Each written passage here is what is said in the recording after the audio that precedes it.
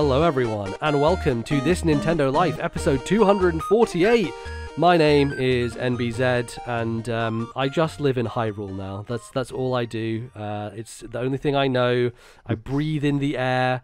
I look over the fields and I sleep there. That's my entire existence. It's a nice place to be. It's a nice place to be. I'm also joined by Bali. How enamored and in depth are you in the world of Hyrule? Have you started cosplaying as Link yet? Is that? I mean, I want to, but like, my God, I'm in it. I'm in it. We've waited a long time for this moment, and now we are deep. We are in this game, and it is great. It feels so good. Yeah.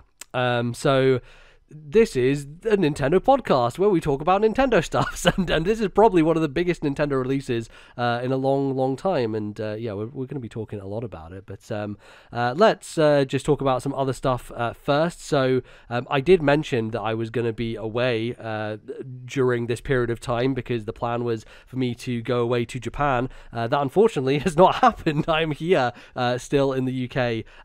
Sadly there's been a bit of a loss in the family, so I've had to stay behind and cancel the Japan trip. But Bali, I will be going there eventually. It's happening, you know. You're going to get there. It's not going to be. I'm not going to be stuck here in the UK in the rain forever. Although the weather's been nice recently. It's been pretty good. But it has meant that I've had more time to spend at home playing Zelda and doing that sort of stuff, and getting lost in that world, which has been very nice. But we did plan on doing another episode that was going to be in place of the time that I was away, and seeing as I'm here, we're probably just going to keep talking about Zelda for as long as we can. But that episode will go up eventually, and we'll have plans for it, and so hopefully you look forward to that in the meantime. But Bali, what is today's show going to be? What are we going to be talking about? We're going to be talking about Zelda in 3 segments. So the first part of the show, we're going to do no spoilers whatsoever. This is very high-level thoughts on the game, talking in real vague terms. No spoilers. So if you've not played anything and you want to be spoiler-free, listen to that first chunk. Second part, we're going to talk about the opening area. So it probably takes about 4 or 5 hours, maybe 6 hours if you're Bali. Depending on what you do and if you go in the wrong direction or maybe 7-8 hours if you're me. Come on, let's be honest. And we're going to spoil the hell out of that first area in that second chunk. And then the third chunk, we're going to be talking about things that we've seen beyond the first area. So we're not, if there's a couple of things that we think are really story dependent or an incredibly special secret or something that we don't want to reveal, we probably won't talk about it. We'll probably reveal a lot of other things, but those are going to be anecdotal between me and MBZ, so we might have some different ones. We might be spoiling a bit, but not a ton. So be open to a few more spoilers in that third chunk. Yeah, like there are parts of this game Nintendo just didn't talk about at all. And so, yes, we'll talk about that stuff a bit. Right. And if you know, right? So I guess that's probably a good way of saying it. Totally. But yeah, it's time out. It has been over 6 years since The Legend of Zelda Breath of the Wild came out and became the best game of all time on this show, and I'm sure for many people. There was a recent GQ list that went out which kind of fielded a top 10 list from like a bunch of people in the media, in game development and lots of different stuff, and that was a widespread list of lots of different people's taste and opinions, and the number one game on that list was The Legend of Zelda Breath of the Wild. I think it speaks to the fact that game came in and absolutely changed everything, right? It took the idea of open worlds and it flipped them on its head, and it basically said, oh, all that stuff Ubisoft's been doing, that's not really an open world game. Here's what a real open world game is, right? And they almost created a genre in a way that they made the open world game what it always should have been. And that was their first open world game. Yes.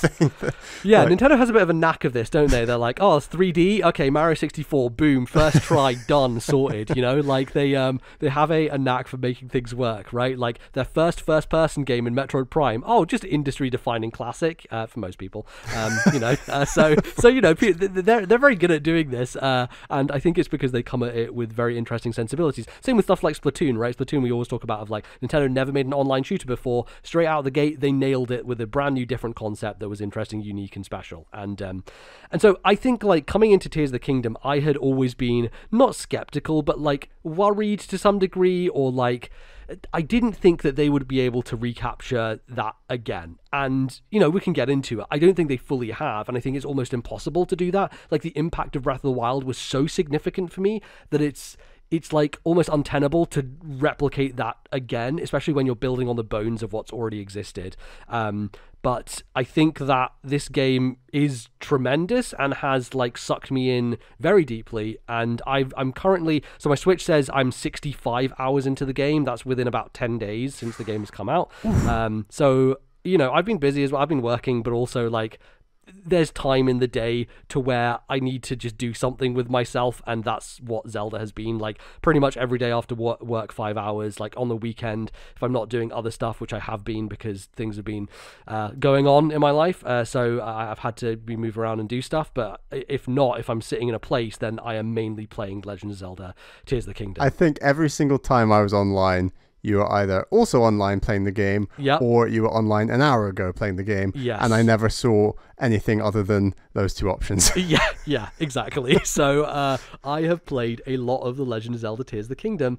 It's an alright, it's a pretty good video game. Bali, how are you feeling coming into this? Obviously, like, what were your expectations, that sort of stuff? Breath of the Wild is also my favorite game of all time.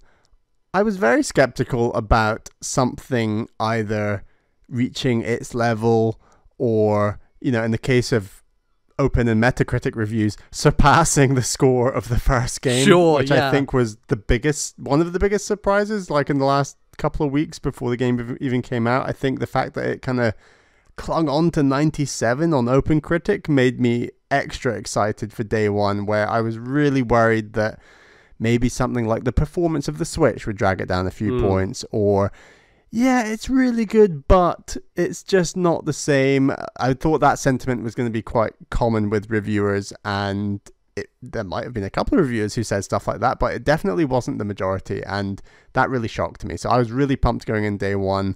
I'm now 25 to 30 hours in, and I'm being quite strict in the way I'm playing. I can talk about that later, but I'm really, really, really loving it. In a way I wasn't really expecting. And you've sort of said how Breath of the Wild has like this unique sense of magic. I'd argue I'm feeling that same magic just in a different way with this game. I think that you're right, that initial sense of magic and discovery and the way that Breath of the Wild works is incredible, but I think this game does that and more, at least in the 25 to 30 hours I've played so far, and that is just so impressive. I should also say I think the game is running impressively well. Yes, there are dips. Yes, there are chunks where it doesn't work quite as you would have hoped, and you kind of long for a more powerful system, but it by no means holds the game back. And I think the power of the Switch works so well with this art style, and it's hilarious because like other people will say, why can't other developers like do this with the Switch? And it's like, I have no idea how the developers are getting this much juice out of the Switch. I watched some Game Explain video suggesting you could like link up 21 items or something. Like that's the limit. Like 21. That's a much higher number than I would have bet. Right, in terms of the Ultra Hand stuff. Yeah, it's insane. So yeah, I'm having a fantastic time. I couldn't really be happier at this point in time. Okay. Yeah, and I think one of the things that makes me feel like it doesn't have that same impact, right, is that we are back to the same world, right? It's the same Hyrule in a lot of different ways, and so the broad ideas of like where things are and that sort of stuff is like, oh, I kind of know, like I realized getting back to this world, I was like, oh, I know this really intimately well. Like there were not repressed memories, but like I have a very good indelible like memory of exactly the places that I went and the things that I did as I go back and revisit these places in Tears of the Kingdom. I think that's where the sheen doesn't quite work, because I think you're always going to benefit from a brand new environment, more so than anything else when it comes to these types of games, right? I think Elden Ring has a leg up on this game in that sense because the world was completely fresh, right? Never seen it before, didn't know what the areas would look like, where you would go, the kind of wild, crazy things you would see, and that does exist here, right? Like there is a lot of wonder and a magic still, but the broad strokes of it are, well, I have been here before. And so there's this kind of tension, this push and pull for me of like, there is a there's like a real benefit to that, because like I think I've mentioned previously, one of my favorite game series, Yakuza, does this, right? Where you go back to Kamurocho game after game, and every time you go back there, you're like, oh, I know these streets, I'm familiar, I love this place because I've like deeply memorized it, and I don't look at the map in Yakuza. Like, you know how terrible I am at geography, Bally, but like in Kamurocho, I can tell you directions to get to a specific bar, you know? Like, I can point you exactly where to go. I think the nice thing about that game is that over time, as you go back, things do change, and so different places open up, and you can, you know, you see characters and you meet them again, but they have changed, and things have moved on, and things are different. And I like that. That's kind of what this game is recapturing, in a sense, right? It is a return to places you've been and things that you remember from before, and so it really works in that way. But you can only have that if you go back to the same space and you don't have that, you know, freshness again, which is a tricky line to balance, right? I will say, you know, if they do this again, and it sounds like from interviews with Fujibayashi and Anuma that have been coming out, that this is the template going forward for this series, right? We're not going to go back to traditional Ocarina of Time style Zelda, where you get an item, you do the dungeon, you go into the next one, and it's more limited in scope and less open and a bit more kind of paced in that way. We are going to use this as a blueprint. I do hope that they don't return for a third time to this world, because there's a lot that they've done. Obviously, it feels very different in lots of significant ways that we'll get into. But I do think one of the things that I am missing here is that Elden Ring sense of, this is a brand new place I've never seen before, and so every corner is something unique or interesting or different. And I'm getting that, as I said, but just as you said, in a slightly different way. Yeah. How do you feel about that? I saw someone tweet saying, you know what? I'm actually really liking that the world is the same as the first game. And I sort of quote tweeted it and said, I think I'm starting to think the same thing, because that the first little while when you are in the same world, I agree, it felt like, okay, well, there's Death Mountain, and there's, you know, Kakarika. I know where that is, and that's in this direction. And you have a really good, as you say, we spent 120 hours odd in the first game. You know that really well. I've been actually shocked at the number of people who have beaten Breath of the Wild front to back and can't really remember a lot of the geography of the I don't place. know who these people are. Like, what are they doing? Right, with totally. Because like, I'm like, I spent a lot of time in that game, and so many of these locations are so distinct that I really remember them. But where I'll give the game credit is that the game changes things about those locations, some in positive ways, in my opinion, some in negative, and I can get to that in spoilery things, but there's a sense of them building on stories told in the first game. Yes. And I know that Zelda's not about the narrative. I wouldn't claim it's about the narrative necessarily either, but I think where Breath of the Wild was so weak narratively, I think this game's doing some cool things. It's nothing near the level of some of the best narratives I've played in video games, but for a Zelda game, I think it's doing some really cool things, and it's learning on some of the things it was doing with the first open world game that Zelda team had ever made. Like, I think they're learning lessons from what they've already done. Right, and it's a thing you can only do with a sequel like this. This really does feel like a sequel that Nintendo have never made in the same style before, right? Because, you know, Majora's Mask is a sequel to Ocarina of Time. Yes, in a way, right? But, like, the only similarities there are they're reusing character models and stuff like that. There's no real connection to the narrative of Ocarina of Time. It is its own self-contained thing within the same universe with the same kind of character, but it's doing something completely different. And, you know, it's similar with even Phantom Hourglass. Like, it does take place in the same world and stuff, and that's probably, I would say, the closest analog in terms of a direct sequel narratively. But, you know, Phantom Hourglass is a DS game. There's not a lot going on narratively with those games. They're so mechanics focused and, like, very dungeon based and all that sort of stuff. And it's cool to be like, oh, Tetra is back, and, you know, you see, you know, some characters returning and that sort of thing. But because Breath of the Wild had more narrative than any Zelda game before it, and because it actually had things like side quests and characters that you could revisit in towns and that type of thing, there is a lineage here, right? And so I think for a lot of people, when they finished Breath of the Wild, they were like, oh, well, I kind of want to revisit the world now that everything's kind of been sorted out and see what it's like. Yeah. And that's exactly what this game does. It's like, oh, okay, well, here, however many years later we are, things have changed, and this is what's gone on in terms of where people have moved to, people in different villages, or characters in situations where they're like, oh, I want to do this, I'm now here doing this. Like there's I don't remember individual characters that strongly from Breath of the Wild in terms of NPCs and stuff like that. There's a few like familiar faces. I'm like, oh, I kind of recognize who you were in the first game, and those sort of things. Some major characters, right, like who return and that type of thing. But I think that the amazing thing about it is how much more in depth they go with that stuff. There was a I don't know if it was a rumor or if this is fact, but I think on NWR Connectivity, that podcast, John Redden was talking about how apparently all the side quests in Breath of the Wild were added in like in the last 6 months of development. Like those didn't exist basically. And you can kind of see it because Breath of the Wild is pretty sparse. Like there's not a lot of people in that game, and they're mostly in towns and villages and stuff like that. And even then they're not huge. And this game feels so much more like people exist in this world, and there's a community, and there are people moving from place to place, and there is a lot more stuff happening. It feels more alive in the sense of characters being around the place than any other Zelda game, and especially even more so than Breath of the Wild.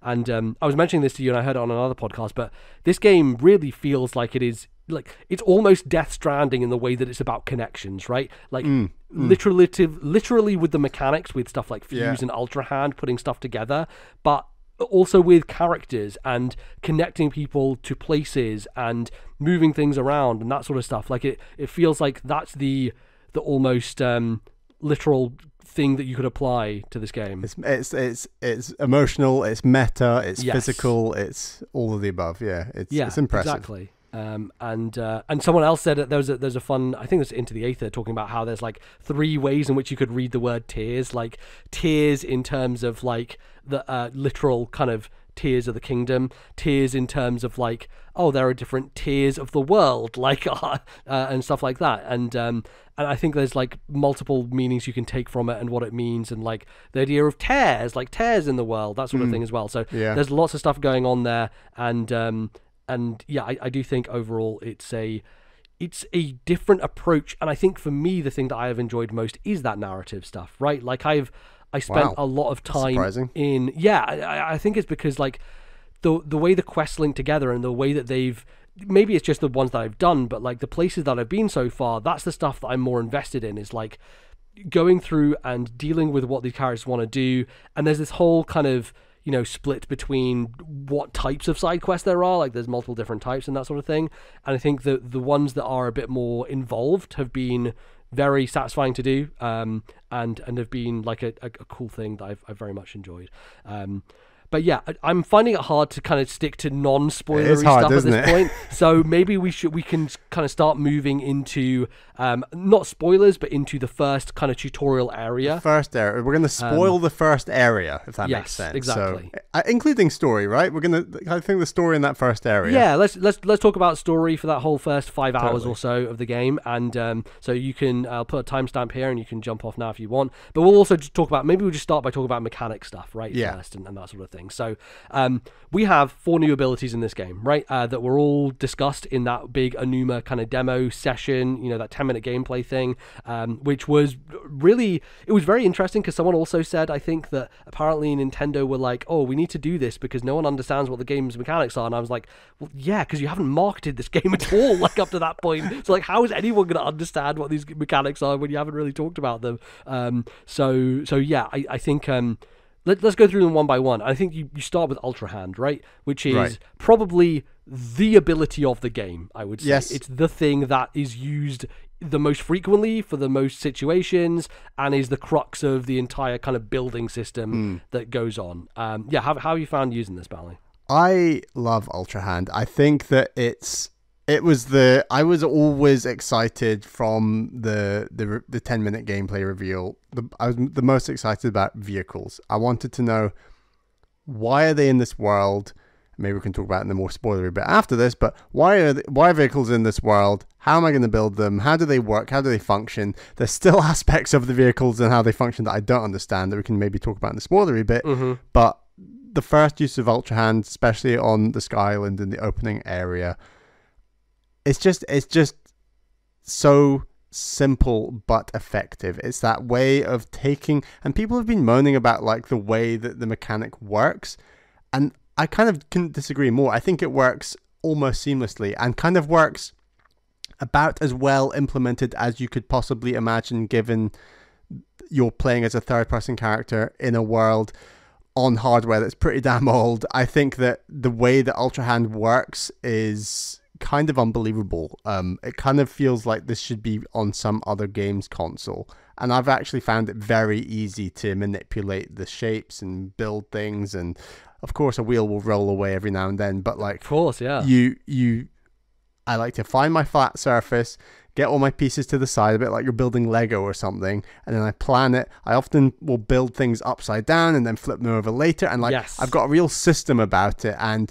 I've gradually gotten to that stage. And I think that the opening area does a good job of saying, we're just going to start simple, make a boat, sail across here, make a single hooked cart that slides onto that mini sky island to deliver a Korok. Like, really simple, satisfying stuff that just left me grinning within like the first couple of hours of the game. Like, I couldn't really be happier with that, how they introduced Ultra Hand, honestly. Yeah, it is really flexible in so many different ways, because it's essentially a souped up Magnesis from the first game, right? Like, Magnesis let you lift metallic objects into the air and manipulate them and move them around. And this is like, well, any object, basically. As long as it's interactable, you can move it around and you can attach it to stuff, right? And I think that, for me, is the real magic here, is the green glue, right? The green glue that magically lets you attach stuff. Flubber. I think, the way in which they visualize where exactly you're going to place something, like, you could have some real tricky problems with this in 3D space, right? In terms of where exactly am I in 3D space, moving it towards me. Like, I do still get a bit hung up controls-wise. I think it is a cumbersome system in that sense of just getting your head around it, and it's still 65 hours or whatever I'm in now. I still have to second guess myself of like, okay, what am I, like, when you bring up the ability you hold R, but then when you're using the ability you can also hold R to rotate, but then if you want to move back and forward you have to let go of R to move stuff on a Z axis towards and away from yourself. Like, all of that stuff, very understandable. As soon as you jump in, it's gonna take time to get used to it, but it does become second nature, and there are shortcuts. I was watching a Zeltic video today where he's doing he's basically doing like 15 early things to watch out for in Tears of the Kingdom. One of his tips is, I don't know if you know this, when you're using Ultra Hand, if you press the ZL button, it will flatten an object. So automatically, when you're trying to turn it around and you're trying to get it like on a flat plane, if you just press ZL, it will just flatten the object instantly. That's good to know. There's shortcuts like that are in there, which is good. And yeah, I think sometimes when it's like at an angle and I'm like trying to rotate it to get it to the exact point where I can then flip it to where I want it to be, there's definitely finickiness to it, and I think that's just going to happen when you're creating something as complex a system as this. It's like, it's almost no way around it, right? If you want to have the level of customizability that Nintendo are affording us, you almost have to have some level of weird kind of movement to it. But like you said, I think that was the first thing, the hook, like the hook with the Korok, and you attach the hook to a wooden board, and then the thing that I found amazing was the fucking backpack Korok. You can lift those guys, right? And they're great fun in the rest of the world, but like lifting that backpack Korok guy onto that thing, attaching him to it so he doesn't fall off the side, and then just jumping on it yourself, sliding down. Yeah, it's a real cool moment, and it's nice that they have that there to kind of introduce you to it, because it wasn't something they talked about before in terms of hooks and stuff like that. And you'd always thought like, oh, it's mainly going to be used for vehicles and getting around, but I think it's a nice introduction to say, no, there's like other ways you can use this, and we're going to have, there's a lot more freedom in this system than you maybe initially think it has when you first kind of, envision it or what it's going to be. So, there's a lot of stuff you can do, right? Like, I think one of those early parts of the game is there's an ice region to get to, and you can't climb on ice. Ice is completely slick. It's like rain, but there's really no way around it. And there are a bunch of trees there. And what you got to do is you got to chop down those trees, basically stick the trees together, and because trees are a climbable surface, logs are a climbable surface, you then kind of create your own ladder from these tree trunks and use that to climb up to a surface. And I thought that was one of those moments where I was like, wow, that's really clever and makes you think about it in different ways. I got incredibly frustrated in that area because there's more or less a linear path in that part of the Sky Island, and for whatever reason I fought an enemy and fell off the path, and I basically reached an alternate area of the snow area, worked my way up the mountain, and you reach a dead end on that mountain where there are 2 trees and nothing else, and you need 3 trees to advance. And it's one of the very few, if not the only massive design flaw I've seen in the whole game so far, is why they chose to only put 2 trees in that area and not 3. Because I had to basically walk hundreds of meters with a 3rd tree to join the other 2 trees, create a 3-tree trunk ladder, and climb my way up to the relevant area. I was really shocked that it was only a 2-tree area. I don't know what the hell happened. Yeah, and I think that's one of the issues with this opening section is a lot of people have said, like, there's an order that you should be doing these in that way it's far more linear than the Great Plateau ever was. Like, Great Plateau, you could really do it in any order and you wouldn't be punished or penalized. I think because these Sky Islands have gaps between them and it's hard to get across, and also you don't have the glider in this opening section, like, it really limits you in terms of where you can go and how you can get places. So if you do end up going in a different direction and going after something that isn't Ultra Hand first, you're going to be in a real tough spot in order to do that. And I think that's one of the drawbacks of, like, there's a coolness to the linearity of the opening of this game, but it also kind of feels the antithesis of what Breath of the Wild was and what the rest of the game is, really. So because their main emphasis, they've got much harder mechanics to show you and explain those mechanics too. So I imagine they probably thought about making it more open and then thought, crap, trying to design this area more open when we're trying to introduce the player to these 4 mechanics is too much. Plus the fact that, correct me if I'm wrong, you're utilizing these 4 new mechanics inside and outside of the shrines. While you can do that in the Great Plateau in the first game, I feel like you're using the mechanics you've learnt less outside of the shrines to advance the main thrust of of where you need to ultimately to get the glider and go off the Great Plateau. Whereas I feel like in Tears of the Kingdom, you obviously really need to use Ultra Hand, Fuse, Recall, Ascend to just get through the outdoor areas of the initial Sky Island. Yeah, like, not having Ultra Hand becomes a real problem in some parts of this map because they are almost reliant on you having got that ability and used it in order to get to those locations. Right. And so if you don't have it, then you are a little screwed, essentially.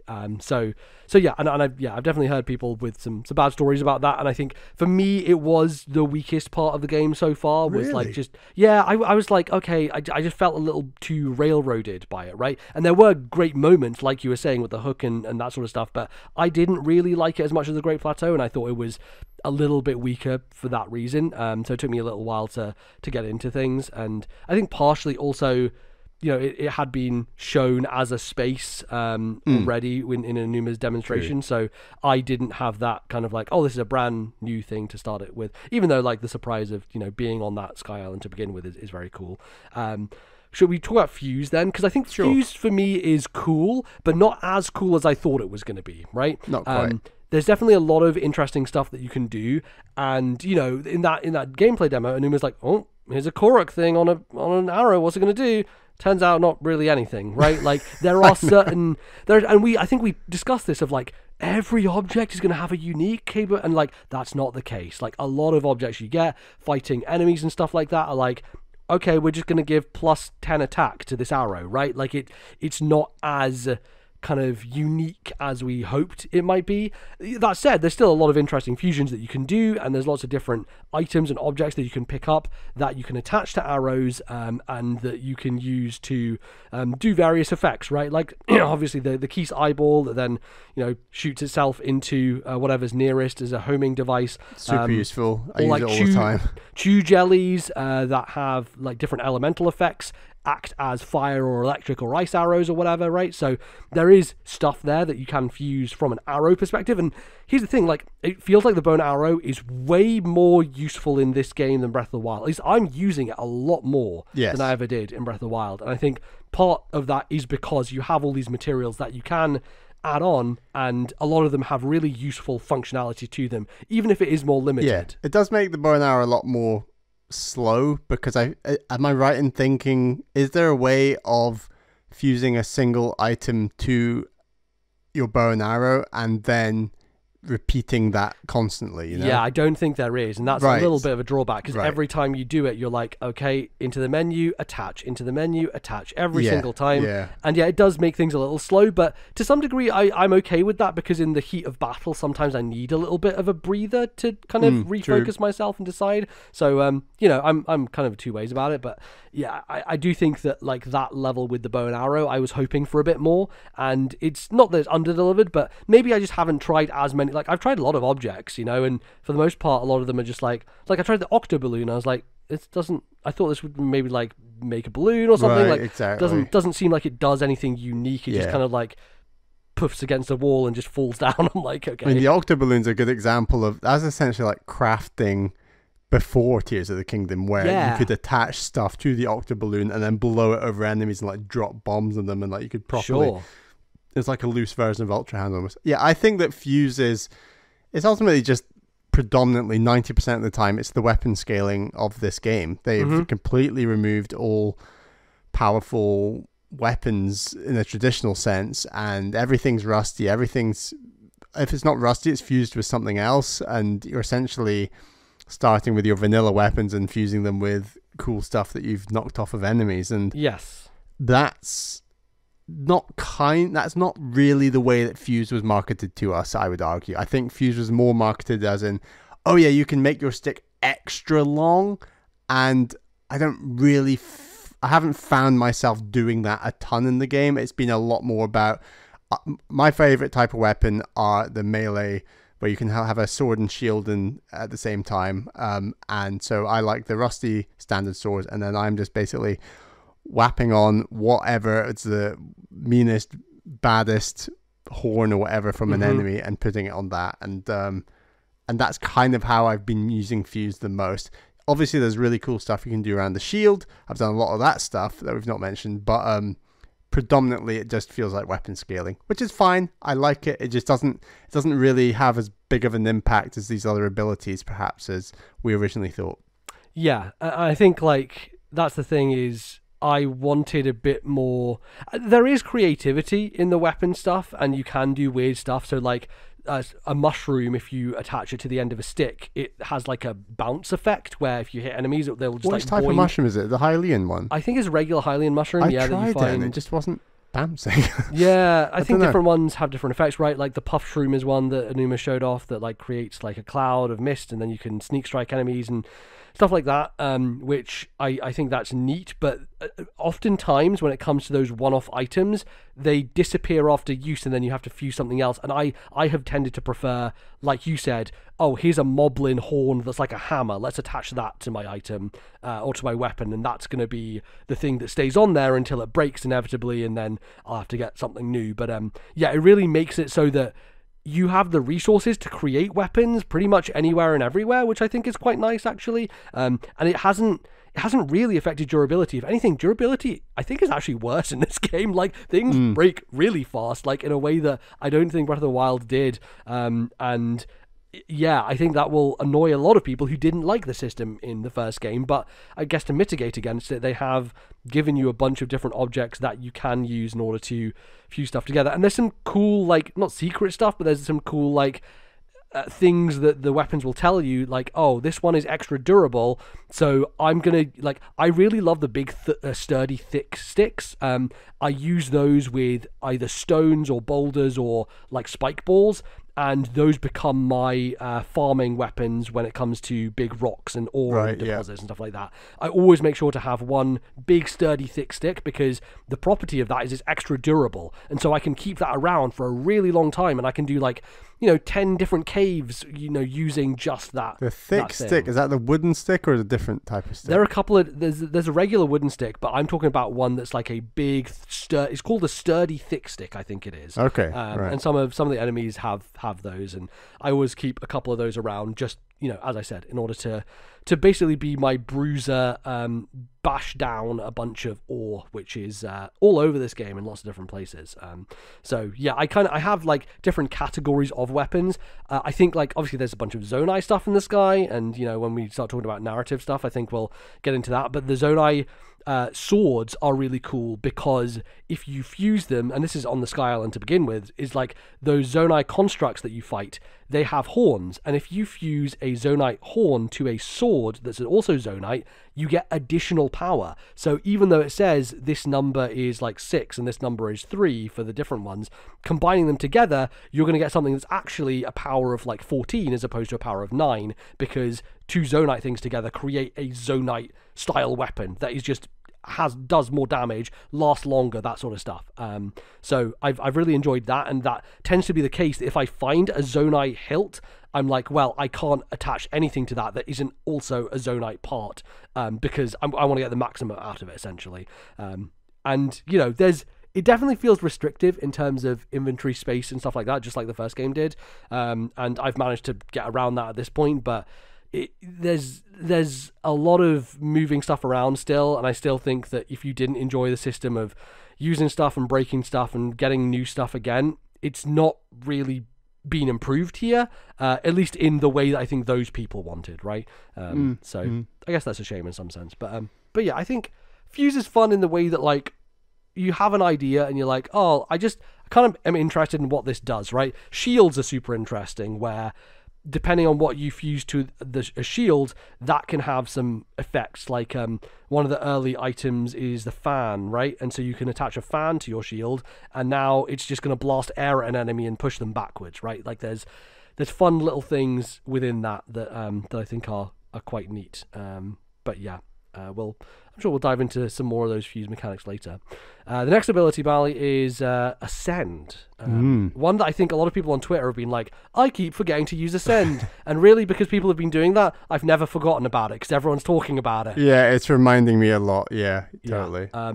So the funny story about Ascend is that this was a debug thing in the game. One of the interviews that's been going around was like, oh yeah, we just use this to quickly get around. And then we were like, but what if we gave the player access to this? So it was literally like a developer-made tool to make traversing the world easier. And they're like, oh, it'd be fun if people could actually do this. And so they decided to put it into the game, which is pretty wild.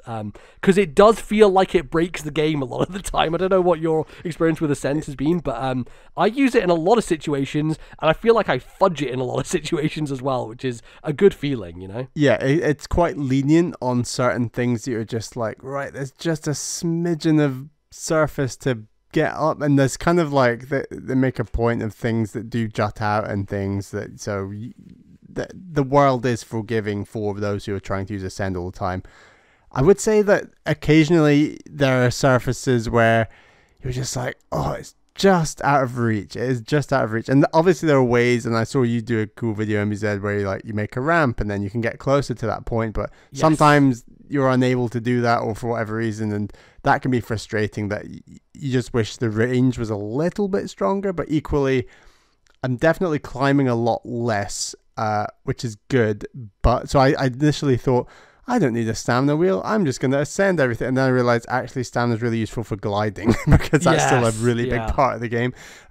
So even if you think you're fine stamina wise, climbing wise, you definitely still want it and need it for gliding. But yeah, ascend is very cool. I am constantly looking for situations to use it in, and it just gives you so much flexibility. It's great.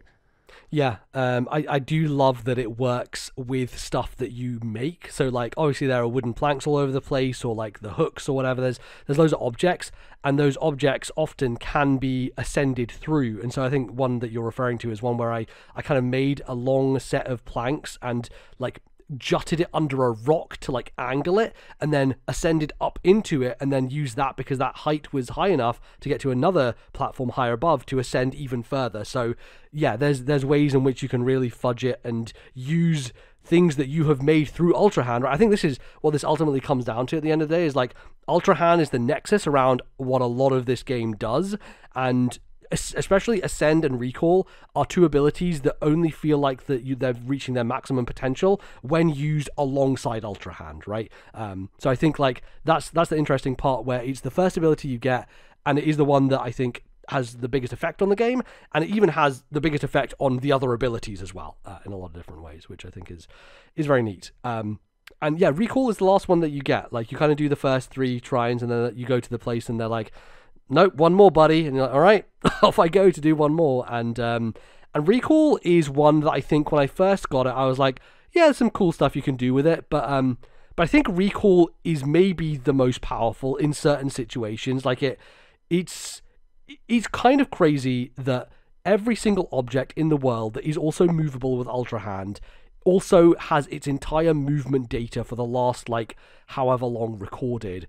And you can then just rewind that stuff back to wherever it was. And I've seen a lot of people, and I've done this myself, where being like, okay, shit, something fell off an island, Sky Island, and it's falling towards the ground. Quickly, get up Recall, and Recall just instantly freezes time on everything, which is the best thing about it, I think, is like as soon as you pull it up, time is frozen, because they could have built this in a way where you pull it up, but then you still have to quickly navigate your cursor in order to get something that's falling, and you might miss it because it's like moving away and that sort of thing. Yeah. The fact that Recall just instantly freezes as soon as you pull it up, and it almost works, it's really, the way it works is really weird. It's almost like a mouse cursor on a screen, where the screen, wherever your camera is facing when you pull it up, is where your camera is locked to, and then you use the mouse cursor to like point at an object and recall it back. Looks and like I think a game engine. Yeah, it's a really interesting thing to deal with, because when you're planning on rewinding something, if you know it's going to fall, I often position the camera in a way so I'm like, if it falls off this island, I'm still looking down at the ground, so I'll have enough time to move my cursor and actually recall it back, which I think is a really smart design decision and has made it very, very useful. How are you feeling about this one? Recall is probably the one I use the least, but need to learn how to use it more, especially with certain enemies. I've been using it a lot more, because there's a whole lot of enemies that throw a whole lot at you, and being able to shove whatever they throw at you back in their face is very satisfying. It's a very efficient use of your weapons, essentially, and it's often very powerful. So that's my main use of it, probably. And yes, in conjunction with some of the contraptions and vehicles you can build and the positioning of those vehicles. For example, if you have one of the bird wings things, and you want to get on it and glide without using one of the rails, you can just elevate it, lower it, get on it, it'll elevate again, and then release, and you'll glide off. And that's just simple designs like that are so effective in how you manipulate the existing mechanics in the world. Like, just giving you this one more tool to just help you and rewind anything, as you've said, like that just opens up so many doors to the possibilities of what you can do. Yeah, and I think it's really important to say that, like, in order to do that trick, you need Ultra Hand to do it. And here, I think, is the most interesting change from Breath of the Wild, where I believe in Breath of the Wild, when you use the runes, you could only use one at a time. You couldn't use one in conjunction with another, right? Stuff would not allow you to combine those things together. Whereas it feels like Tears of the Kingdom was built with the idea that you can and you should be using all these things together. And there are multiple situations where you're using I'm using Ultra Hand to move something up, I'm rewinding myself on that thing as it moves up, and then I'm ascending from that point up to another point, right? Like, combining all of those things together is a crucial aspect, and I think it's cool that they all have synergy with each other, because it creates those situations where, like, you can move around the world in really unique and interesting ways. But if they had not allowed that, I think it would just be far lesser of a game and far less interesting to interact with, because it wouldn't have allowed the depth or the scale of things that people have been able to do so far. And I think you're right. I'm pretty confident if you have a bomb out in Breath of the Wild and you swap to stasis, the bomb literally disappears. Yes, like they're all clean cut of each other. Which I guess gives them an easier time programming wise. Sure, yeah. They decided to take on the challenge with this game in so many ways. This is just one of them. Yeah, exactly. So yeah, I think that all these abilities, like I feel like some Ultra Hand is like the most important, and the other three I feel are a bit more on an even keel. But like they all work in very interesting ways, and I think there's still like. There's probably a depth here that we won't be learning about for another few years, right? You know, given the way in which Breath of the Wild was broken apart by people and the wild things that we still see to this day that people do with Breath of the Wild, these systems are so in-depth and so crazy that there are going to be some ridiculous things that people are going to be able to achieve with them. So I'm very excited to see that, but I think, you know, just for regular purposes of everyone playing this game at this point in time, there's a lot that you can do, and it really feels like it opens up the possibility space. Like you said, like I have felt the need to climb far less because of stuff like Ascend, but also, you know, you have easier ways to get into the sky, and we can get into that when we get down to the ground segment. But there's definitely ways to move across the land in a faster way than you were able to before. Yes, definitely. Do you want to talk about some of this story stuff? I mean, I want to talk about the opening of this game. Yeah, let's do it. Because this is the most fucking Sony-ass opening to a Nintendo game I've ever seen. And I loved it. I was like, are we really doing a walk and talk here with narrative at the beginning of this game? Like, I was really surprised by it. I mean, yes to that, but also it goes straight into the game. There's no, like, create your file, do this thing, you know? And I'm pretty sure you did in Breath of the Wild, right?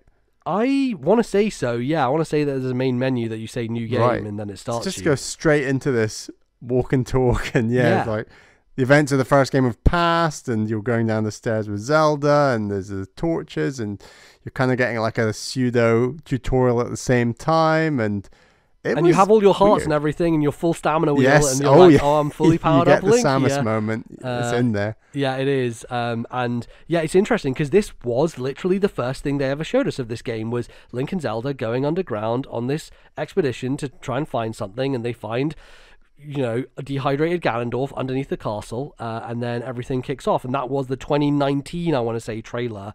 That was the first announcement of Tears of the Kingdom before it had a name. And it's not identical here, but it's very similar in terms of what they're doing and where they're going, and eventually ending up at that place where he is imprisoned, let's say, and then, you know, all of a sudden breaks free and depowers Link, destroys the Master Sword, and Zelda falls down a hole, disappears, like... all that just kicks off very quickly. She disappears. In the trailer, you just see her falling, right? Yes, exactly. She disappears. Yeah, totally. And then they bring back a familiar name, a man called Rauru, who obviously, if you've been following Zelda for a while, you'll know is the Sage of Light in Ocarina of Time is the name Rauru. But Rauru in this game is instead a goat man, not an old guy with a beard, as he was in Ocarina of Time. And he's the same guy who married a Hylian and started the Hylian race or something? Yes. Wild. So is that he's a him Zonai. Or is that his ancestor? So he was the Zonai, right? And he's one of the Zonai. And the Zonai, I think, even predate all that stuff, if I'm correct. They predate, like, the Sheikah. It's like, I think they talked about this on RFN, but you had, the whole point of Breath of the Wild was you have this ancient technology used by this ancient race, the Sheikah, and then Tears of the Kingdom, they made an even more ancient race with even more technology, with like batteries and so I love that idea. I think it's great. Yeah, when the name Rauru showed up, I did squeal. I was like, oh shit, I know that name, but now it's applied to this weird goat man. And obviously he's the one who has the arm.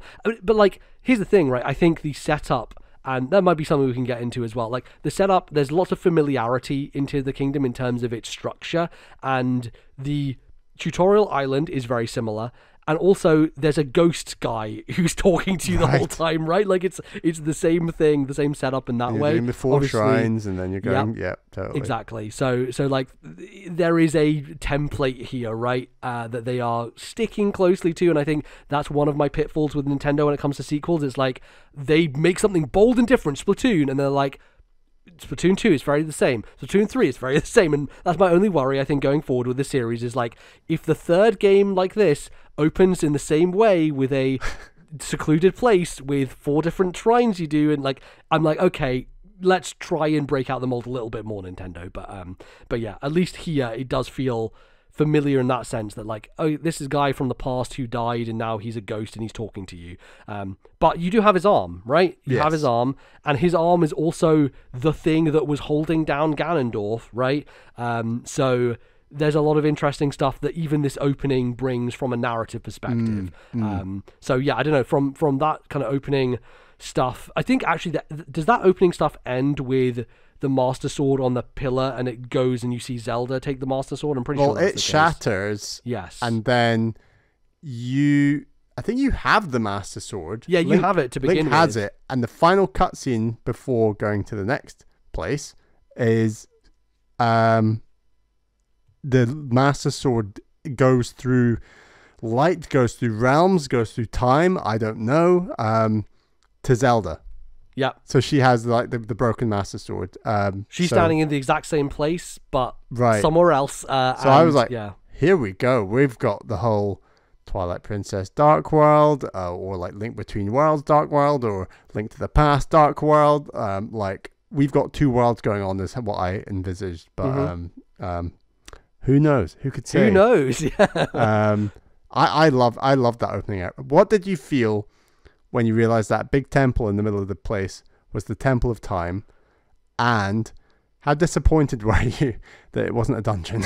Yeah, no, or maybe it's a dungeon later in the game, who knows? But that's very true, very true. I was a little confused because the Temple of Time existed in Breath of the Wild, and it was that place on the Great Plateau that was also called the Temple of Time. So I'm like, what? The church, yes. Yeah, the church. So I'm like, well, that already is the Temple of Time. So what's going on here? Is this like the Zonai Temple of Time? Yeah. Yeah. I'm not sure what's that if it's ever going to lead to anything, or if it's just a thing Nintendo always bring back because people know that they love the Temple of Time. We go in it and there's like 2 cogs. You spin them around and you go through and so on. But yeah, it's a little recall puzzle, right? There's some neat stuff in there, and I'm sure there's a bunch of lore, and I'm sure all the fucking writing and everything people are going to translate, and there's going to be some hidden meanings there and those types of things. But yeah, it's cool. Like I definitely feel like the narrative setup here for me is definitely far more interesting, and from what I've seen so far that we can get into, it's definitely intriguing me a lot more, and I'm more into it. There's mystery. There's mystery. There's some stuff going on, and yeah, I think it's a step up. Again, like you said at the beginning, I don't think it really approaches other games in terms of storytelling, but it's not necessarily what I come to Zelda for, if I'm really honest. For Zelda, it's like the cherry on top if they can do a good story. Like games like Skyward Sword and Wind Waker, in my opinion, have very good Zelda stories. It's the cherry on the top of those games. It's not the crux of what makes those games great. Yeah, they've always been classically good and evil stories with like some fun reveals here and there, and like Zelda has always been a series that plays with stuff like time and stuff like that, and I always like that as a storytelling element, so I've always been interested in, and we were obsessed as kids with the Zelda timeline, right? Totally. Like I do still have a fondness for that, as dumb as I know it is, and as ridiculous and stupid as the whole trying to fit it all together still is to this day. I still have a soft spot of like, ooh, but what are these connections, right? The connections. It's silly, but at the same time, it is serious and it is fun, and it does like. I think, what was it, Retronauts were talking about the Zelda timeline, and they were saying, like, nerds just like connecting things together because that makes them happy. And I'm like, yes, I'm a nerd, and I like connecting things together because it makes me happy. And this is one form of that.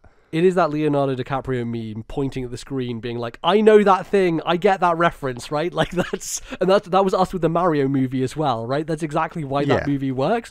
And I think it's why games like Tears of the Kingdom work, because so much of it being new also is embedded in a history of a series that stretches back 30 years, right? And has reference, and that's why you get a moment where I see the name Rauru and I go, oh fuck, because I know that name from a previous Zelda game, and they are employing it in a way that is weaponizing that nostalgia, but I think is effective because it creates that desire to connect everything and be like, oh, what does this mean for like the rest of the series? And I think Zelda has always been a story of like, it's the same story retold, and that's why it's this familiar thing every single time. But I do also like the idea of like, well, secretly they're all connected, you know, like it's fun as an idea, as a concept. So, do you have any final thoughts on the opening area?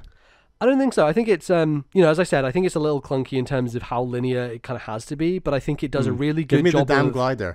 Yeah, totally. Jesus Christ. How you don't have the glider? We'll get to that at the start of the next. Oh chunk. Boy, how you don't have the glider at the end of the segment is beyond me. But anyway, I think that was a crucial part for me that was missing, was like, if you go back and start Breath of the Wild again now, you're like, I can't move any, like the glider feels like such a core part of the identity of that game. Playing any other open world game. Yeah. Like, god damn. Totally. Unless you're playing Forbidden West, of course. But which far inferior glider. Yeah, far inferior. It's a very vertical glider. It's not very horizontal. One last point on this first area. Did you jump off the world on purpose and was very disappointed when it just reset you with one less heart? No, I got knocked off once, and I was like, well, but this is the same thing that happened. It's the same as Breath of the Wild. Again, if you get knocked off the Great Plateau, it just kills you. It just puts you in an infinite pit. But that's a lot less likely to happen than falling off this initial sky. I did try it in Breath of the Wild, though, because I wanted to try, and I spent like a good 10 minutes trying to slowly walk down, and even if you do that in Breath of the Wild, there is an invisible gate that basically says, no, you're not allowed to get off here, which I think is why speedrunners still have to speedrun the Great Plateau in order to do it, because there is an invisible gate, and they have to do that, right? Because you won't have gotten all the core tools of the game by that point, so you're not able to do everything you need to. But how bold of a statement would it have been if you could fall to the surface, and I guess you don't have your glider, maybe if you happen to land in water and you're down in Hyrule and you've not done 3/4 of the tutorial area and you basically have to work out something. I don't know, like, I'm just talking and I'm imagining things, but maybe they could have done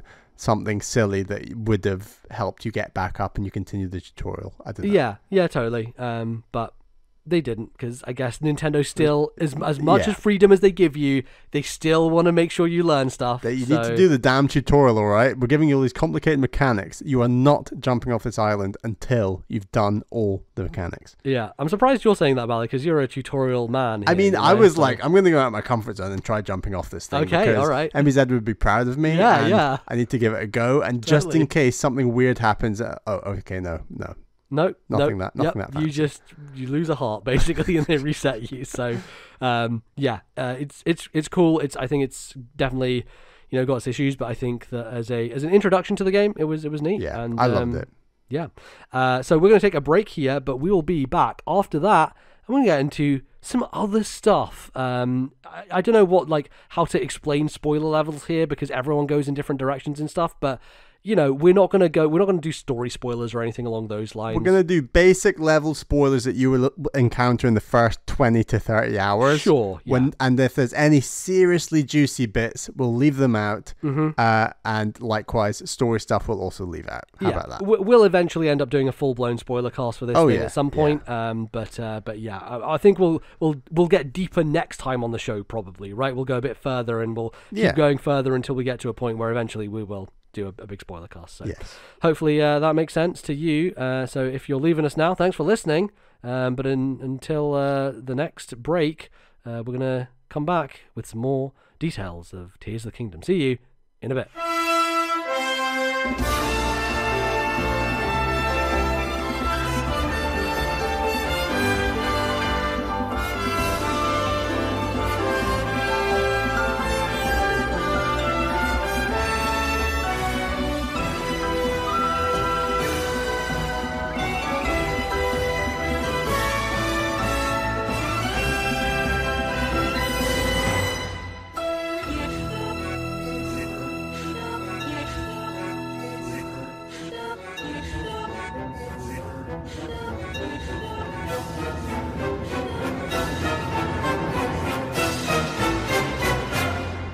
All right, everybody, welcome back to the back half of today's show, wherein we're going to go a little deeper with Tears of the Kingdom.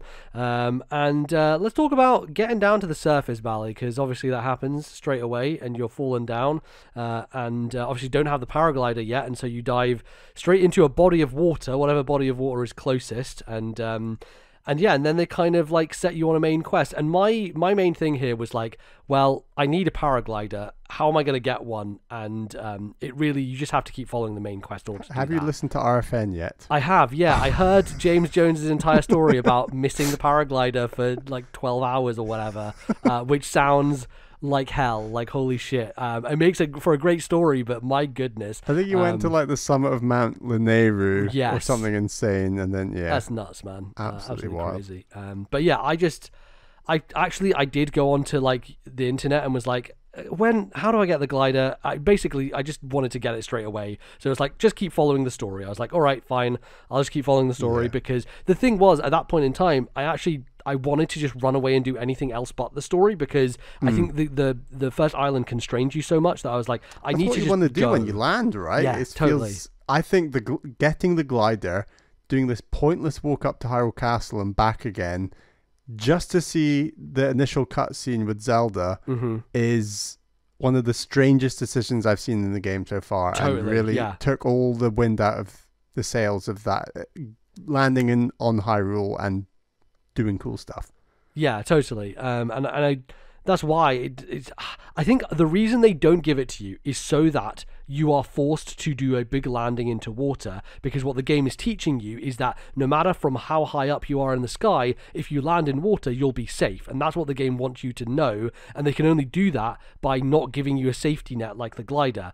However, that then leads to the problem of, well, now I don't have the glider and there's this whole fucking open world to go explore, but I really do need that tool in order to make getting around more convenient and fun and enjoyable. And yeah, I think it does kind of guide you there in the sense of like, you do the main quest in order to continue like getting stuff, but it felt to me at least that I was like, I wish that they had just let me go a bit earlier so that I could have just ignored the main quest as soon as possible. Because, as soon as I did that, as soon as I got the glider, I was like, right, off I go, not doing the main quest for another 15 hours. And that's exactly what I did. I basically ignored any main stuff for a really long time and just went off and did my own thing.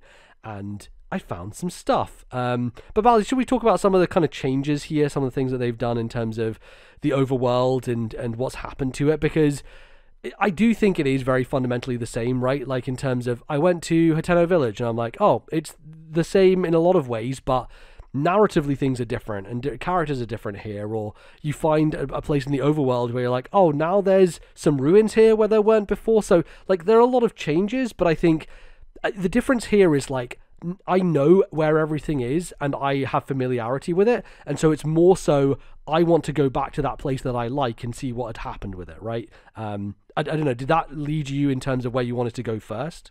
Yeah, I mean, I think I'd messaged you. I said, okay, which direction did you go? And then you were like, Bally, I've gone south. So I was like, I'm going to go north.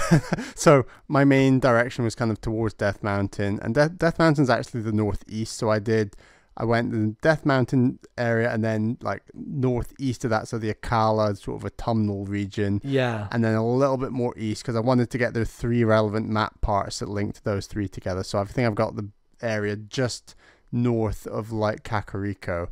My strategy was just like explore that area. Like I'm north, so I'm doing the opposite of MBZ for now. Hopefully that gives me something fresher to see. Sure. And that included Goron City, so I'm in there. I've been doing stuff there. Really nice changes there that I think are awesome. I've also done a lot of stuff in Tarrytown. I love all the stuff they've done there. And then I made an incredible discovery in the far northeast of the map. And those are kind of like my beats. I've been trying to do as many shrines that I've seen in and around that area, and been underground once. Or I've been down like 4 times, but 3 of those were in the same area. Underground, you say, Bally? Interesting. Very interesting. Something that Nintendo didn't really talk about. I mean, here's the thing. Like, I had my suspicions, right? I think one of my theories in this game was like, oh, I wonder if you play as Zelda underground. You know, there's still thinking of playing as Zelda and Link simultaneously. Do you think there's still a chance of that? Probably not. Very unlikely. Not feeling like no, definitely not. But like, you know, Link in the sky, Zelda underground, and you know, you switch between them and that sort of stuff. Ganondorf in the middle. Yeah, exactly. Ganondorf, you play as Ganondorf in the middle, just in his tractor doing some farming. Yeah, absolutely. That's the game I want. I want Ganondorf's farm. Make it now, Nintendo, please. But I think, you know, there were enough signs of, oh, there's this weird sinkholes happening in the desert in that launch trailer, and stuff like that, where I was like, no, there's probably something underground. I think when you're first on the surface, you maybe find a few caves, and you're like, this is it. This is the underground. Yeah. So many deep, interesting caves. And like, it's really interesting, actually. The first time I walked into one of those caves, I was like, this really feels like Shigeru Miyamoto's Zelda and what he was talking about when he was a kid, of like going into the forest and finding a weird cave, and like that was the adventure that he went on, that he then kind of imagined Zelda from. It just like he didn't actually technically have anything to do with this game, did he? I don't think so. I mean, he's always got something. He's probably in the credits because he is Miyamoto, but like you know, for Breath of the Wild, all he did was like he just climbed a lot of trees. That's what the development team said. That's all he wanted to do in the game. Go away, Shigeru. We're making a proper game over here. Yeah, it's fine. He's doing theme parks. It's all good. Making movies. He's having a great time. But yeah, I did really feel that sense of those caves of like, oh man, this is like that kind of classic Zelda idea that he always talked about as when he was a kid, going and exploring, you know, the woods and finding hidden secrets and things like that. And I got struck by that pretty directly. But yeah, one of the first things I did, Bally, was there was a big gaping fucking hole in the middle of Hyrule Field. So I'm like, all right, let's jump down this thing. And I don't think it clearly looks like a hole. I think from the sky I could see. Well, yes, from the sky. Once you're on land, it looks like I missed seeing it when I was in the sky, I think, and then when I saw it on land, I thought, that's deep, dark, gloomy gloop stuff. I've played Mario Sunshine. I shouldn't go anywhere near this, I kind of went elsewhere. That makes sense, but like, here's the thing, like, if you go through the Lookout Landing and stuff and do some of those quests, they will eventually point you in that direction. Like, there will be a quest that does that. Basically, as soon as I could go, like, I left before Pura could give me the Regional Phenomena quest. I didn't even have that. So I didn't even know what the main quest was at that point in time. So I just ran away as soon as I possibly could. And the thing, I don't think, maybe I didn't know they were holes, but I was like, there's a weird red thing there. I just want to see what that is. And I saw it, and I'm like, well, here I go, and I just jumped down the hole, and it didn't go very well. It was very dark down there, and the thing is, they actually teach you this on the Sky Islands, is if you have bright bloom seeds, then you can use an arrow to attach those and then shoot them. You can throw them without an arrow, by the way. Exactly, yeah, which I've done. I've learned now, and I'm doing that, where you hold down R and then you got to save arrows. Damn it, they are so precious. But they're very precious. Although you must have had about 10 bright bloom seeds when you went down there first, right? I did. I had quite a few actually, because I think I'd found a couple of caves, maybe. Okay, you had done a couple of caves. Okay, I think what happened was I went down there first because I was looking at I now have the hero's path, the thing that shows you your line of where you've been and stuff like that. Cool. I don't have that yet. Which is not DLC this time, which is nice. So you can get it within the game. Very generous. And I was rewatching my beginning, and it looks like I go down that hole, spend like not very long there, and die, and then warp somewhere else on the overworld. So I think what happened was I went down that hole first, maybe walked around a little bit, got killed, and was like, I'll come back later. But then it looks like I walk along the region for a little bit, and I find a well. And wells usually just go down into regular caves, right? And you go down into a well, you find a cave. I don't know if you found, there's a woman who wants you to find all the wells in the world. Yes. That's a quest that I have. There are 55 wells in the game. Yeah, 58 or something, 58, yeah. And so I fell down a well, and it went into the depths. It just kept going. Wow. That's the thing, right? Is like, it just keeps going down, and you're just falling, and you're like, the distance between main Hyrule and the depths is about the same as the sky and Hyrule. Like, it is a long fucking dive down there, and it is. Once I got down there, and I think after that point I had a good amount of bright bloom seeds and stuff like that, I proceeded to spend about 3 or 4 hours just down there doing nothing else and just finding whatever the hell was there. I'm so impressed you survived that long. So I had 4 hearts, man. Like, Christ. I was like right fresh into this game, and you were in the first area though, so it's probably all the depths areas is probably the easiest. It probably, is closer to that in that sense. And I was able to like kill enemies and things like that. So I think it was balanced in that way to where you were able to go in and not have too much trouble. Then you're killing enemies, getting their really good spiky horns, and then equipping more weapons. And I think I said at the time you must have been a bit of a glass cannon, right? Mm-hmm. So if you play well, you'll be fine. Yeah, definitely. I was doing a lot of that stuff. But here's the thing, obviously the depths are completely pitch dark, and so what you have to do is you have to throw these fucking seeds around to like give you a little bit of light to guide yourself. And I think in those 3 hours, the amount of space I explored was pretty much nothing because of how slowly you're going and like very cautiously trying to move around that space and find what's happening. And eventually you find a light route, and light routes are like a beacon, because then you're like, oh shit, now I can light up this area. And I think the moment for me was I got to the first light route and it opens the map and it shows you the entire fucking map, and it shows you, whoop, here's this tiny little patch. Zoom out. Oh shit. Oh my god. This map is the entire of Hyrule underground. Holy shit, they made... There was another map after all. They made a third fucking map. Holy shit. That was a revelation that I will not soon forget, because it was wild, man. And I then continued to just like explore that space, and I found, I think, a couple more light routes in that journey. But the really cool thing about being down there is you get 3 of the most useful items in the game from a fusing arrow perspective: bomb flowers, muddle buds, and puff shrooms. And let me tell you, these things are overpowered as shit. Like, bomb arrows do so much damage to enemies. Puff shrooms, I've only just recently been using them, but they almost feel like they break the game. Like, you can throw them down anywhere and enemies will just instantly be one-hit KO'd from sneak strikes from behind. Like, it feels like cheating. And muddle buds, you throw them at enemies and they get confused and start attacking their friends. So going down to the depths, obviously, it requires this kind of fusion between, you need to explore on the surface into the caves in order to get those seeds, so that you can then have enough ammo to go down to the depths and start an expedition in order to chart new territory. Yes. And you get stuff from underground that then helps you with combat above ground. Like, it's a really nice synthesis. And there's also, have you come across Sunderlions, the flower? Yes, I don't know what they do. Someone wanted 10 of them, and I was like, aha, I have 20 of those. Yeah, so if you read the description of those, they say, if you cook these, they have a property that counteracts the other effect of the depths, which is the gloom. And the gloom is a thing that basically, roguelike in some senses, destroys a heart and says, you're not getting this heart back until you come back to the surface. And so you can tell, look, me, 3 hours into this game or whatever, and 4 hearts down there in the depths, I'm like, oh no, this is bad. This is not good. So like, there was a lot of like trying to be as careful as possible. Thankfully, the thing with Zelda is like the checkpointing is really good from an autosave perspective. So even if you die, you're like, oh, I'm still down relatively close to where I was. It's very generous for that stuff, actually. Does gloom resistance, are you immune to gloom for that? No, so you can cook meals that give you your hearts back again. They degloom, basically. So got you. You know when you get to a light route and you've lost hearts, the light route will refill those hearts back again.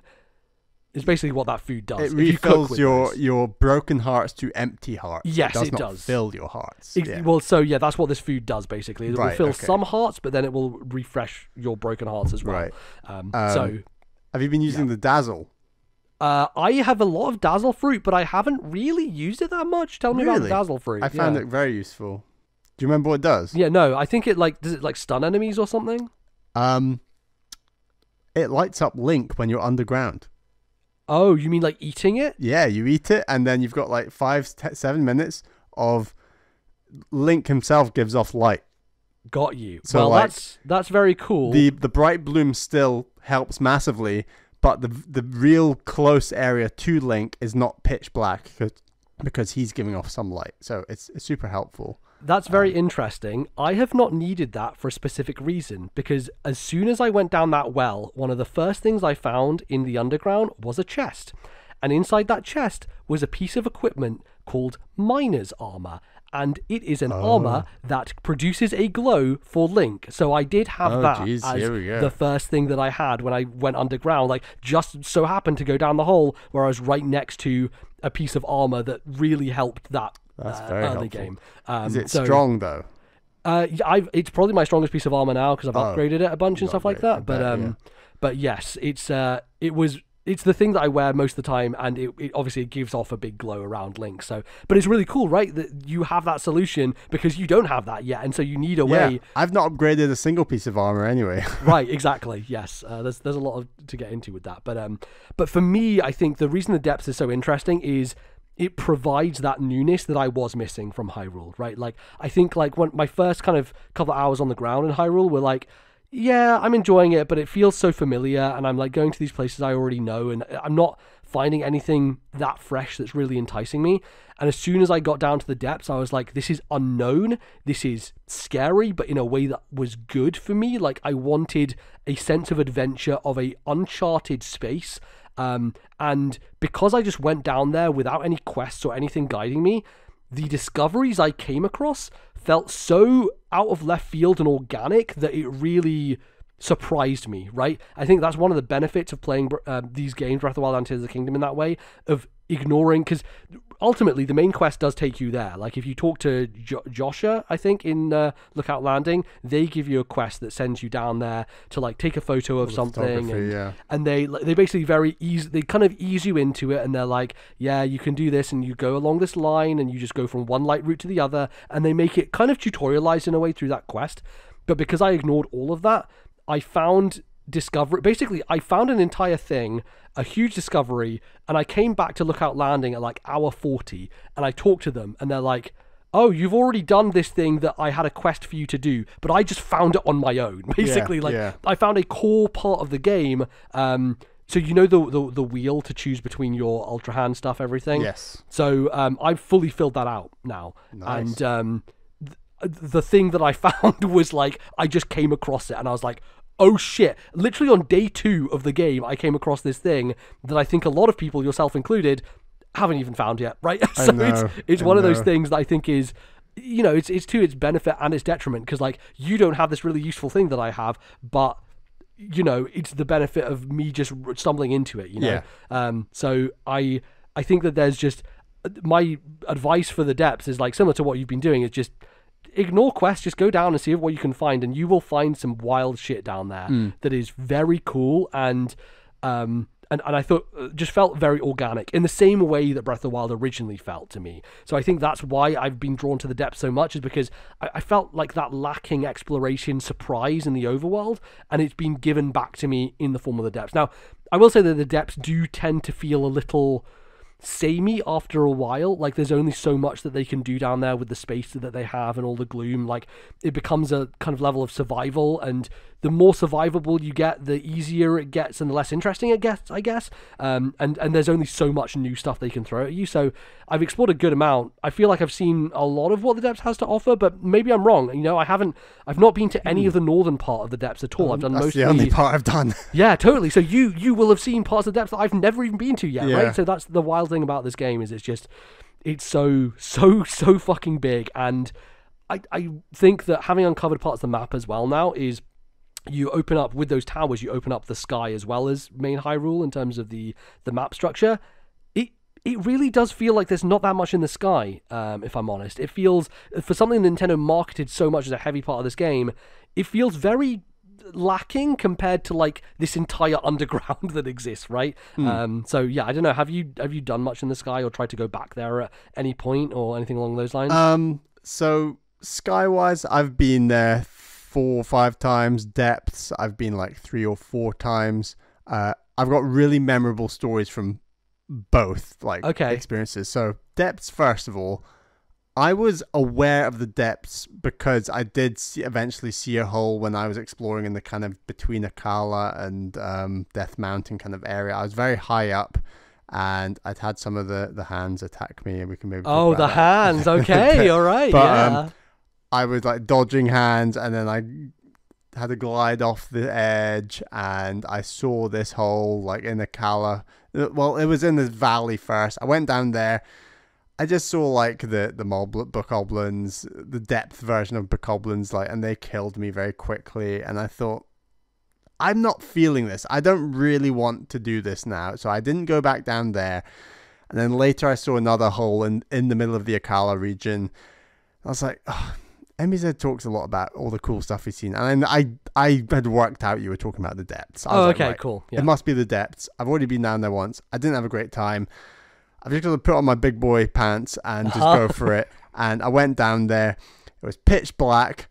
This is in the northeast Akala region. And there was this giant yellow eyeball.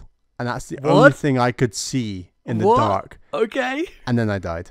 And I was like, what was that? And I tried again. And the next time I managed to get down some bright bloom flowers and actually see what this thing that killed me was. And then I was like, okay, bring it on. And then maybe on my 5th try, I think I defeated this thing. And I felt so confident. And I put down some bright bloom seeds, had an explore, discovered a couple of the, what do you call the light roots? The light roots, exactly.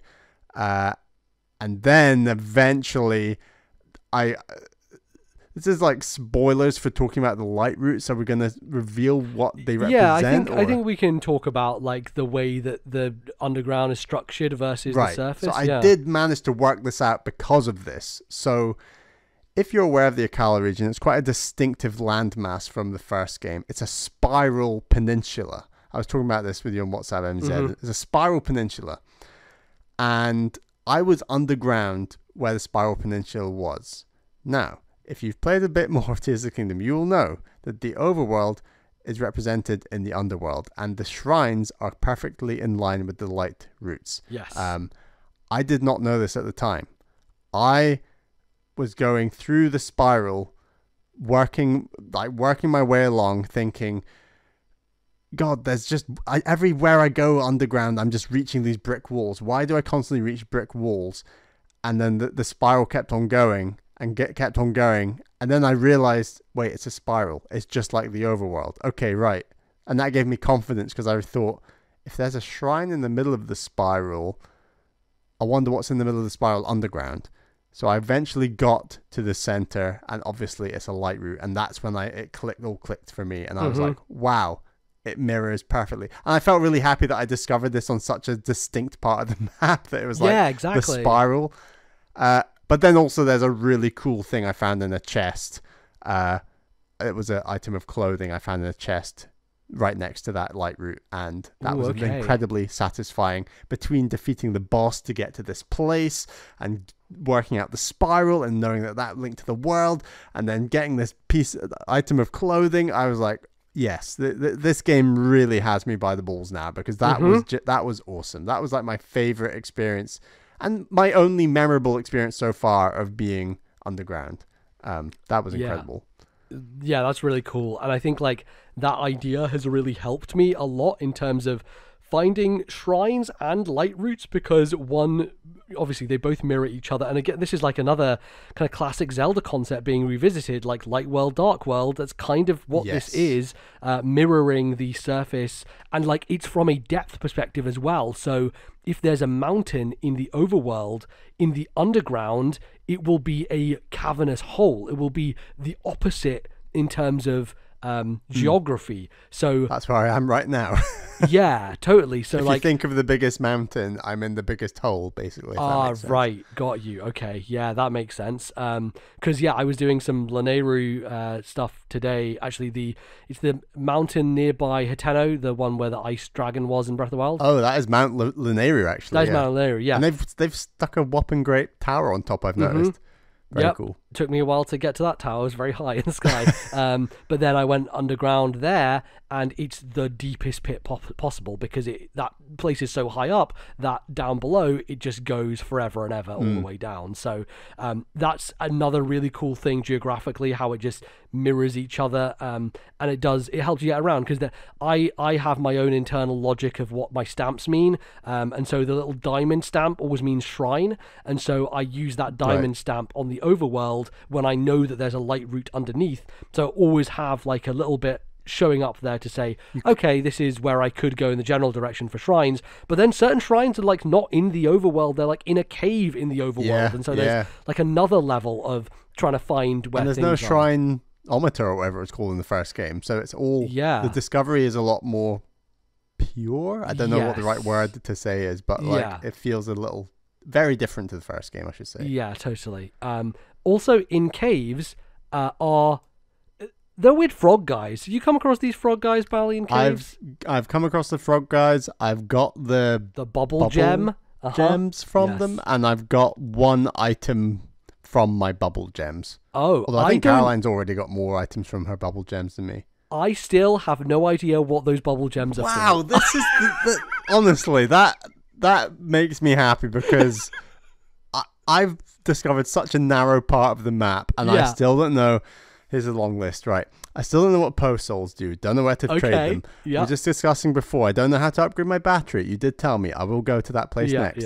I still don't know where to find a damn violin to help me with my Great Fairy and all that shebang. Sure. I still don't know.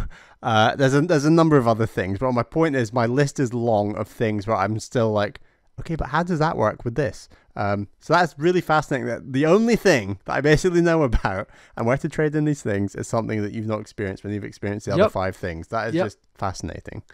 So I have like, I think 20 of them. They just sit in my inventory. I don't know what to do with them yet because I've not come across anyone. I think someone told me, like, and this is the thing that I think is also really great about this game is any NPC is worth talking to because even though they might not have a quest marker, they will tell you a piece of information that might lead you to think about something that you'd seen before, or you're like, oh, I was wondering about that thing. This NPC said something that then triggered me to think, oh, that's what that means. And so I think someone mentioned something about the bubble gems, but I didn't take a screenshot of what they said, and so I've forgotten what that NPC was, who they were, where they were, and so I'm still going off on like not knowing what to do with these things yet, and eventually I'll run into somebody who wants to do something with them, but at this point in time I'm still completely blind on that, which is, you know, fascinating for someone who is 65 hours into this video game. It's pretty crazy. I think like some of the new things they've added to the overworld have been really cool. My favorite being Addison, the sign guy, who I think is a brilliant little addition for, hey, we have this Ultra Hand thing, and you can do wild stuff with it, and people are already making insane robots and vehicles and transformers and nut stuff, right? But for the average player, how do we get them to engage with this system in a way that is fun and brief and enjoyable and easy enough to understand, but also has flexibility within the toolset to approach it in your own way? And this sign guy with his dumb sign trying to promote Hudson and the construction company has been an absolute delight. Every time I come across him, I'm excited. I've met Hudson, by the way.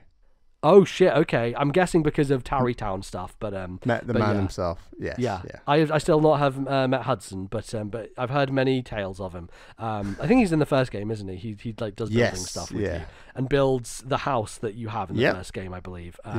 I've been back to that house. Interesting revelations about that house, I'll tell you, which I won't get into. But there's narrative things happening around that house when you go in it. And you're like, oh, okay, interesting. So there's some cool stuff there. But let's talk about the sign guy, because I think he's one of my favorite new additions to this game. Of like, you just find him everywhere, and he's like, oh, I don't know, this sign.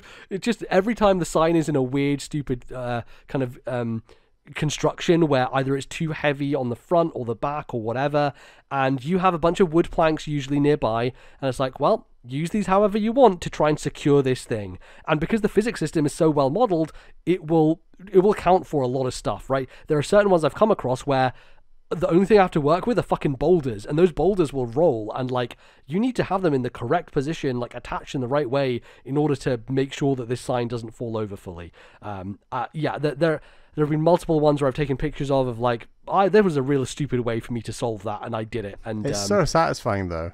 Yes. Here's my question about the signs. Have you ever gotten anything more than 20 rupees for them? No, I think I get 20 rupees every time. But here's the funny thing, and this is like a weird lore thing as well. Addison gives you, the only items he gives you are items from the depths. Puff shrooms, bomb flowers, and muddle buds. And I love that that's what he gives you. But now my question is a weird lore question of, where did he get those from? Is he like, does he have connections to someone who goes down to the depths?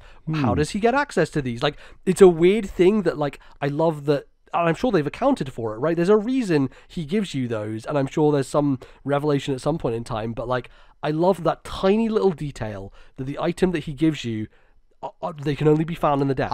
I have definitely found bomb flowers in Hyrule. Yeah, you can find them in caves, actually. Bomb flowers are in caves. I have not found muddle buds anywhere aside from the depths. I'm confident, I could be wrong on this, I'm confident I have found a muddle bud in the above overworld. ground. Okay, okay. I So could maybe be he's spelunking, but I still have this like theory that there's some weird dark magic with Addison going on. There's a dark backstory there. But yeah, I always do his thing no matter what. Every time I find him, I'm like, I'm dropping everything else. I think that's part of the other joy of this game, is like, just the same as Breath of the Wild, I set myself a goal, and then it's like 6 hours later, and I'm like, shit, I meant to do that thing, right? Yeah, like, you just get sidetracked so quickly, so easily, doing whatever the hell you're doing. And but I think you gain more by being sidetracked. I think sometimes I'm too focused, because I'll be like, right, this person's wanting to lead me there. No, I've got to do my thing. I'll take a note of what you've said and done and whatever, and then someone else, no, I'm not going to listen to you. I need to go to this place. Is that how you've been playing it? Is that what you've been doing? To some degree, but then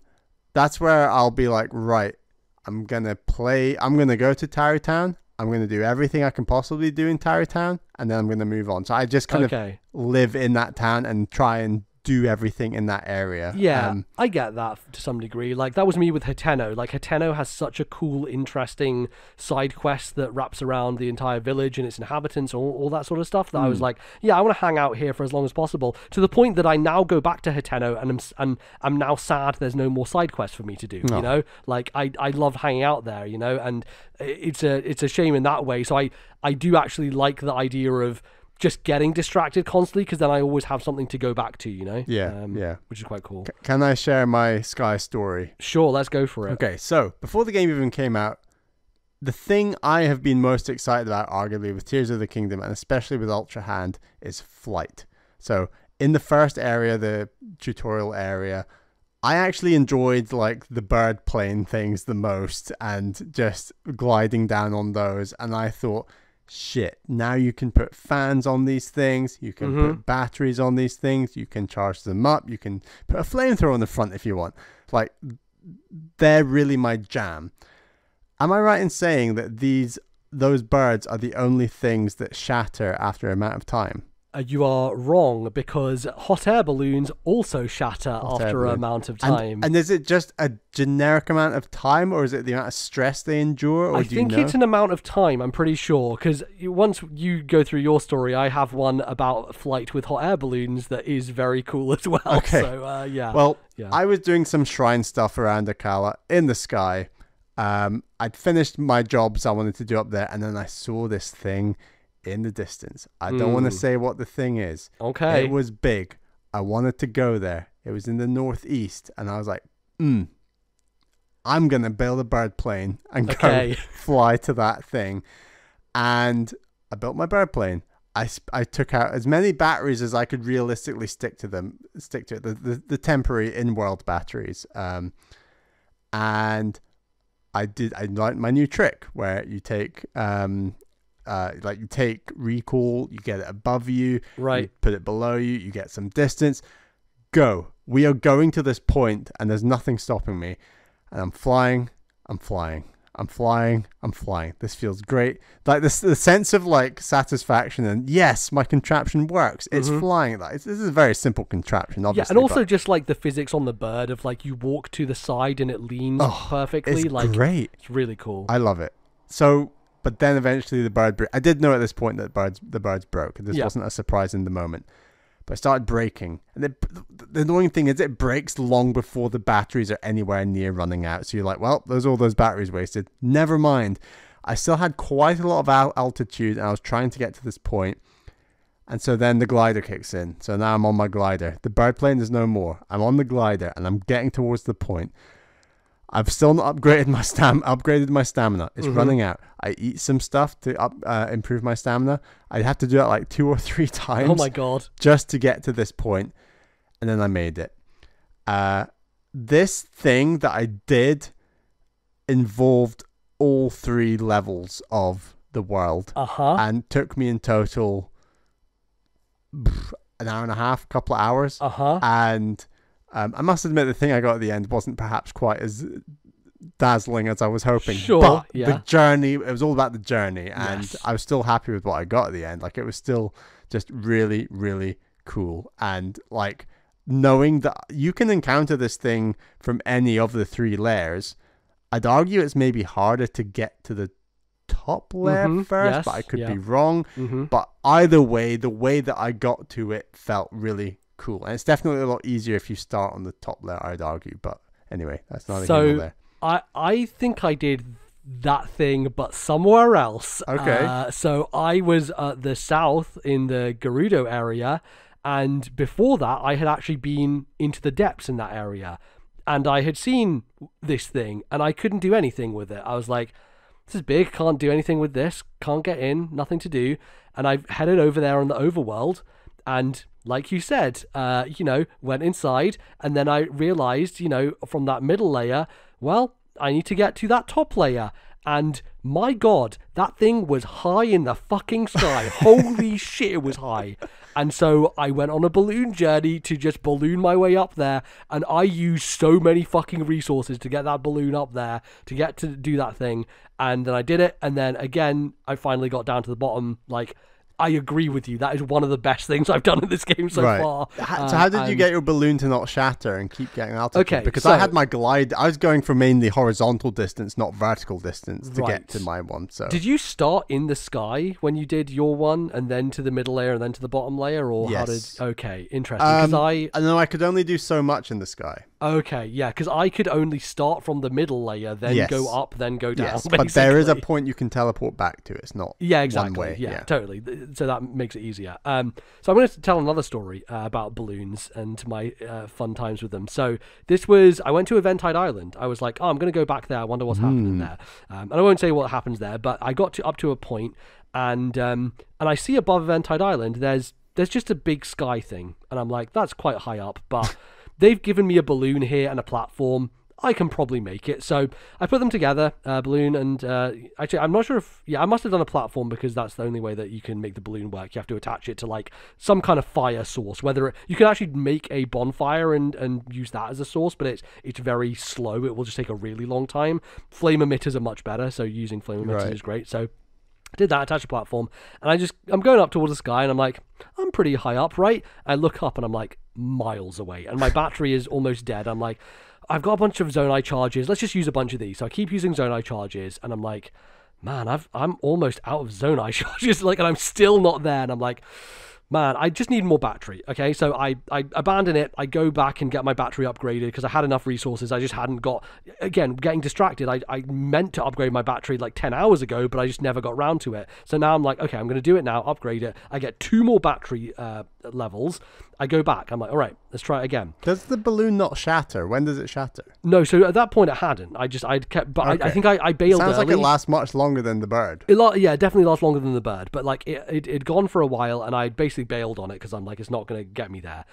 Even with this new battery, I'm still not getting it. I'm not even like, I still have like at least more than halfway to go. I'm like, using any temporary batteries? No, I didn't have temporary batteries at the time. So okay. I was just using my own batteries, and then like using Zonai charges to refresh myself, and using a big Zonai charge every now and again as well. Right. I was like, God, this is going to take a long time. Yeah. So I was like, well, how do I didn't want to use up loads of those as well. I probably could have used those, but I was like, I need to save my resources. I noticed that a block falls from the ground. From the sky, sorry. One of the sky blocks just falls down. I'm like, okay, that's a little bit further down than my high vantage point. But I'm going to take my balloon, I'm going to take it over there, I'm going to attach it to that rock. So I attached it to that rock, and then I rewound the rock, and the rock starts taking me all the way up. I'm like, here we go. Now I'm able to, get a bit more elevation. So you're starting your balloon from a much higher point. Exactly, from a much higher point. So I started that, and then I realized, it's attached. Shit. So I tried to get in and I tried to go, but I'm like, no, I'm still attached. So I keep falling back down to the ground. So I fall back down. I'm like, okay, this time I'm going to lay it on there, but I'm not going to attach it. Just balance it carefully and then rewind. So I rewound all the way back up. And then I realized, oh shit, I'm not inside the balloon yet. So I try and scramble to get inside. In my panic, I accidentally realize that the thing has ended and it starts falling, and it falls without me being inside and the thing having now detached because it's not attached anymore. And so my balloon fucking falls to the ground, detaches, the control stick flies somewhere, the flame emitter flies somewhere. I'm like, shit, but the balloon is still there. So I have the balloon, and it just so happened that the place where this skyrock had fallen down is nearby an area where there are some supplies. So there was actually a bonus control stick there, and I had a flame emitter in my inventory. So I was like, okay, cool, I can rebuild this thing again. So next time around, I place it carefully on top of the thing. I get inside the balloon, then I rewind the rock. And now I get to the point where the rock gets all the way up to its apex. I'm inside the balloon, I'm controlling the stick, and off I go, and I keep going up, and I keep going up, and I'm getting there. I'm getting really close to the top, and I'm so close, and I'm seeing the crest, and I'm not quite there, and I'm just losing battery. It is going. I'm not going to have enough left, and I get to that point, and it runs out. The balloon pops. It disappears right as I'm almost there at the very top, and I pause. So it's not linked to battery then? No, it's not linked to battery. It's just linked to however long that thing survives for. Right. And so I pause the game, and I'm like, fuck, what do I do? This is like the apex point I've gotten to. I'm like, okay, I'm going to jump out and I'm going to glide, because there's like a steeple at the bottom. It's like a point at the bottom of this thing. I'm going to glide onto there, and maybe I can climb up this thing. So I jump out, I glide, I barely hang on to the edge, and there's a little overlay here that I can stand, and I think, I wonder if I can ascend through this shit. So I take out ascend, and it pops blue, and I ascend through the platform up to the very top. Yes. And I get out the top, and at the top valley, there's a thing up there. It's a boss. It has the word king in front of it. I get out, and I'm like, they brought King Bob into the game. Oh my god. It's a king, and it's a thing that is extremely fucking dangerous. I try hitting it with an arrow. It does less than a pixel of damage, and that's when I realized that this was over a lunch break, by the way. This entire 45 minutes of my lunch break was spent trying to get this fucking balloon up there all the way to the top, only for me to get there and realize that it's an enemy that's so powerful that me with my 6 hearts or whatever I had at the time had no fucking chance of fighting. So I end up just jumping off and going back down. But like, what an experience. You learned something on that day. You learned it. I learned a lot, and like just the way that came together, from getting battery upgrades to using the rock to elevate myself higher to the balloon popping, all of it just came together in like one of those moments that I just won't forget from this game, right? Like it was a complete failure, and yet it felt so good. So yeah, that's my balloon story that I came across, which that's so good. It was amazing. It was so cool. So have you not been doing much linking of Sky Islands by gliding, you mean? Yeah, gliding. Not as much. Like I tend to get up there using the towers. So the nice thing about the towers is that they eject you super high into the sky. So as soon as you get a new one, you usually have a new set of islands in order to go towards. And so I've had islands. I don't know if you've done any diving in islands at all. You come across that? Diving in islands? There's a challenge associated with some islands and stuff like that. So I've done a couple of those, which has been very cool. But yeah, I've not gotten too in depth. There is a story thing that takes you up onto a lot of more Sky Island stuff going on. But that's just a story associated thing. So yeah, I've done far less in the sky. And I think part of it is that it's less, I don't know, direct to get there, and it's harder to go the long distances, especially with stuff disappearing, right? It's tricky to maintain that balance.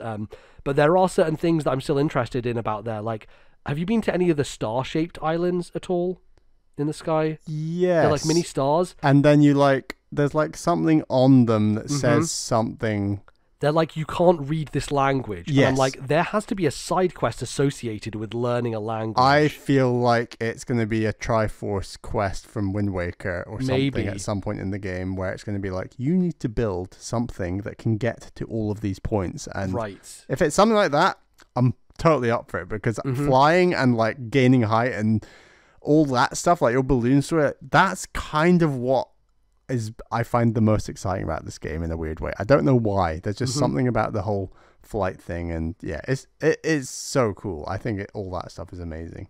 Yeah, I do want to do more of it, but I think the other thing that I find is obviously we haven't talked about the capsule machines, but the Zonai item you get are from the capsule machines. They do not feel that limitless. No, especially because like I feel like there's, and maybe this is a good tension, but like there's a real resource tension in this game of, okay, Zonite I can use in a certain way to buy stuff, but I want to save it so that I can get the crystallized charges for my energy. And the Zonai charges themselves can be used to be spent on more battery mid-air, but I can also spend them on these capsule machines to get more resources. So there's this interesting tension in terms of like getting all these resources and using them, and when do you use them, and when's a good time to use them. And sometimes it's like, I use a full big Zonai charge and I didn't need to use it because I only need to use a few, and it feels like, oh shit, those are rare, they're hard to find, and they're really valuable. So it's interesting, and I do feel like there are certain items that I just use all the time, like control sticks, for example. I always want a fucking control stick so that I can actually manage my movement, and I also want fans because fans are so useful in the sky, and I run out of those all the time. The problem is that they are often in capsule machines that also have portable pots or like something else, some other random stuff item. You use less, yeah. Stuff I use less, and so I have like 50 portable pots, and I have used them a few times for cooking meals like within spaces that I can't get out of. But generally, I wish that there was a less gacha. I mean, it's the entire fucking concept of it is gacha, but like, I wish that it wasn't, so that I could actually more directly be like, I want some fans or I want some control sticks, because I really do feel that those are the ones that I use tenfold more than any of these other objects, right? It's a little bit annoying. I don't find myself rolling in Zonai charges either. I'm not. You get them from Zonai. I don't fight Zonai that often. Not Zonai, sorry. The robots, I should say. There are some Zonai on the surface, that not as many, like the constructs and stuff. It tends to be that constructs are in shrines a lot as well. There's enemies, right? That's true, but each one drops one. And I'm like dropping 5 at a time into a capsule machine. It does feel, it feels like they want you to experiment, but not to the nth degree in a weird way. Like it's, I don't know. I'm not saying there's an issue with it. I think it probably has been balanced in a very clever way, and it didn't stop me having my great get to that point and fly over there moment, which is ultimate. Yeah. When you're building something purely of Zonai, what do you call them? Not constructs, Zonai stuff. Yeah. What are they called again? Charges, I think. Not charges, just the equipment. Zonite. No, not Zonite. No.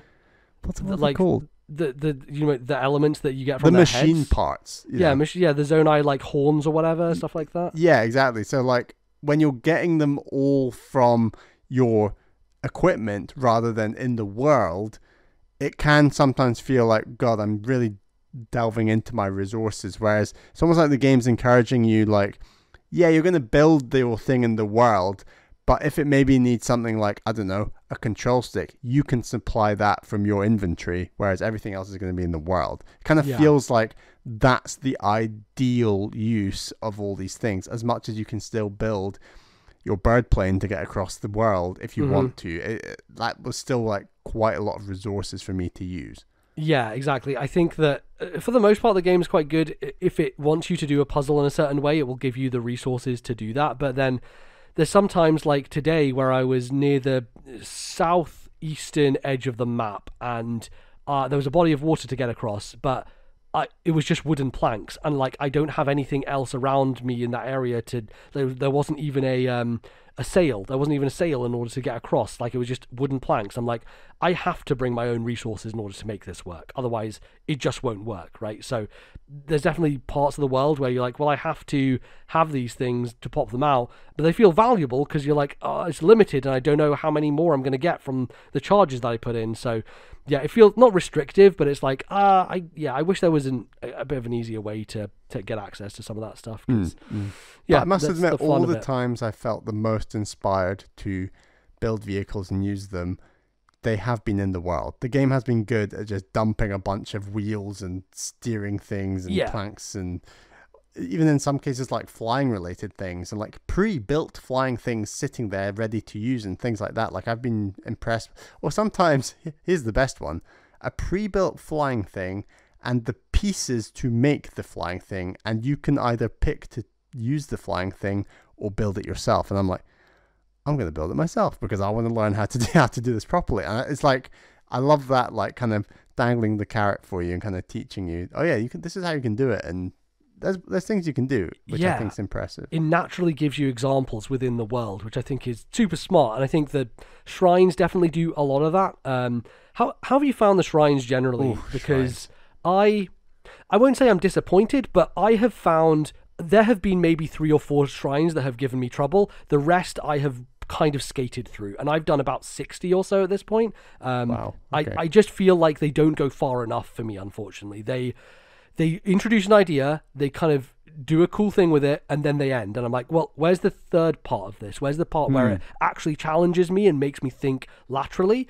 And I think for the most part, maybe it's just the ones that I've done in the opening areas and stuff like that, but I've done 60. There's almost half of the ones in the game. Yeah. I assume there's 120 shrines. I don't know if you know. I don't know the total number, if I'm honest, but I like them, but I think the ones I've enjoyed the most is, have you come across ones where they strip you naked and they're like... Yes, they've been some of the best ones. Yeah, those are the best ones for me because they are the Eventide Island kind of approach of things.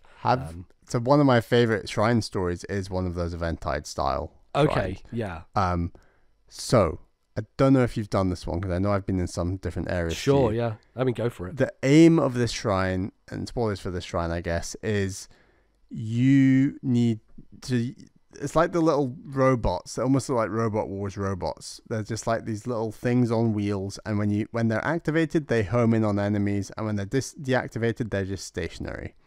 Do you know this Zonai device? I don't think I have come across it. No. Yeah. So the idea of this shrine, and in the first room, you're attaching spiked troughs to the front of these little robots, and then you activate them, and they go towards the Zonai construct to defeat it. And you have to defeat all the Zonai constructs in the room. So the first room is just like one little dude. You activate your 2 little dudes to attack the one dude, and that's it. You as Link are just trying to stay safe the whole time.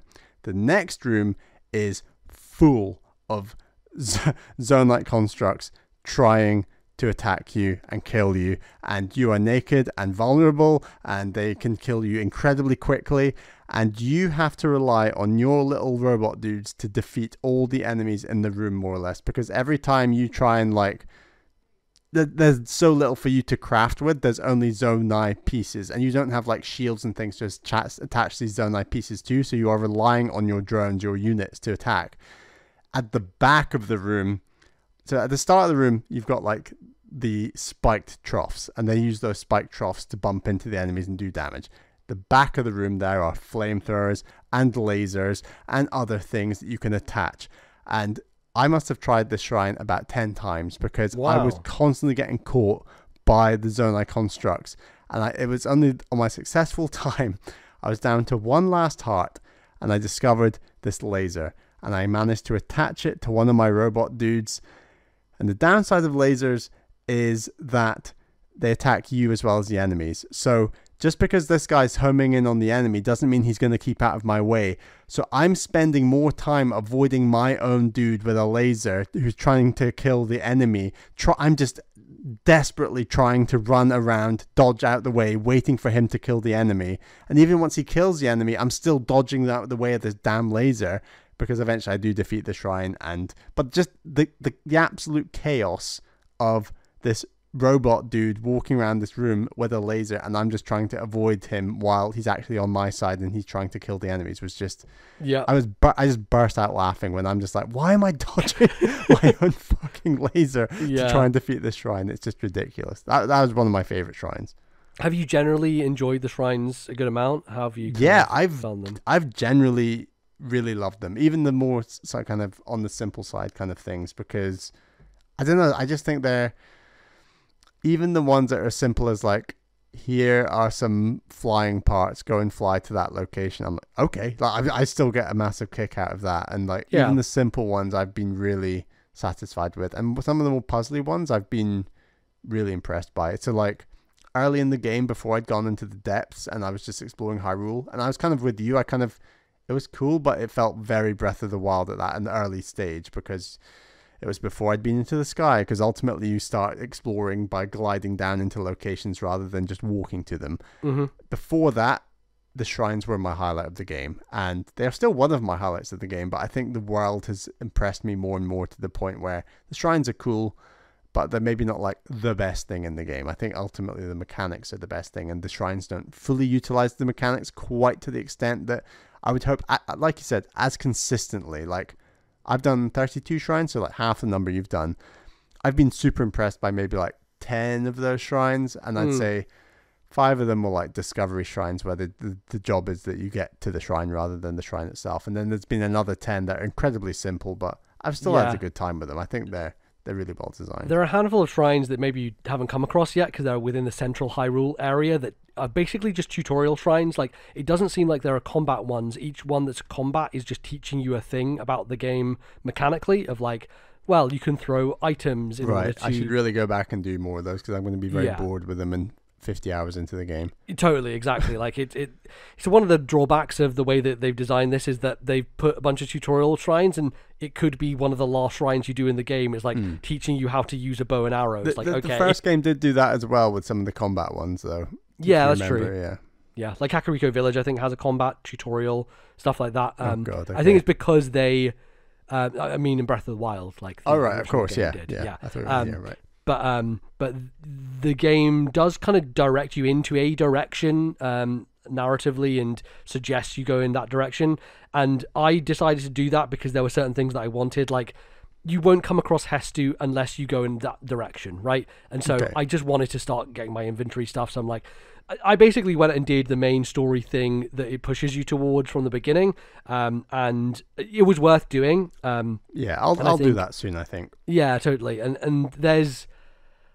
So dungeons are in this game, right? There are dungeons in this game, and I have done 2 of them up to this point, and I won't say anything about them because I don't think you've done one yet, right, Bally? No, I'm getting to the start of one. Okay. I like them, and I think that there's interesting stuff that they've done here. But we can get, I think, a bit more into that next time, maybe about what happens with those. But yeah, there's a good, I think, narrative lead up at least to them, which I think was one of the things that disappointed me about Breath of the Wild was the Rito village was, hey, do this one air thing where you're shooting balloons in the sky. Go. Now we're off to the dungeon. It's like, oh, okay. Versus the Gerudo, where there's this entire Yiga clan underground thing, and you find Koga and all that sort of stuff in the banana stealth section. The sea lions across the desert. Yeah, the sea lions shooting down the hooves of the whatever Naboris was very extended, and like comparative to the Rito felt like a totally different thing. The 2 I've done so far have both felt like there's a good big lead up to them, and there's extended things that you do interestingly, uniquely, mechanically as well, like introducing new mechanical things that the game does. Yeah, mine's the same so far as well. It's been really impressive, good story stuff. Yeah, and it takes a while. Like, man, getting to that dungeon in the North Hebra region, it must have taken an hour and a half just getting there. Like, there is an extended sequence of just getting there in the first place, and it was a long journey that maybe was a little over long, but I appreciated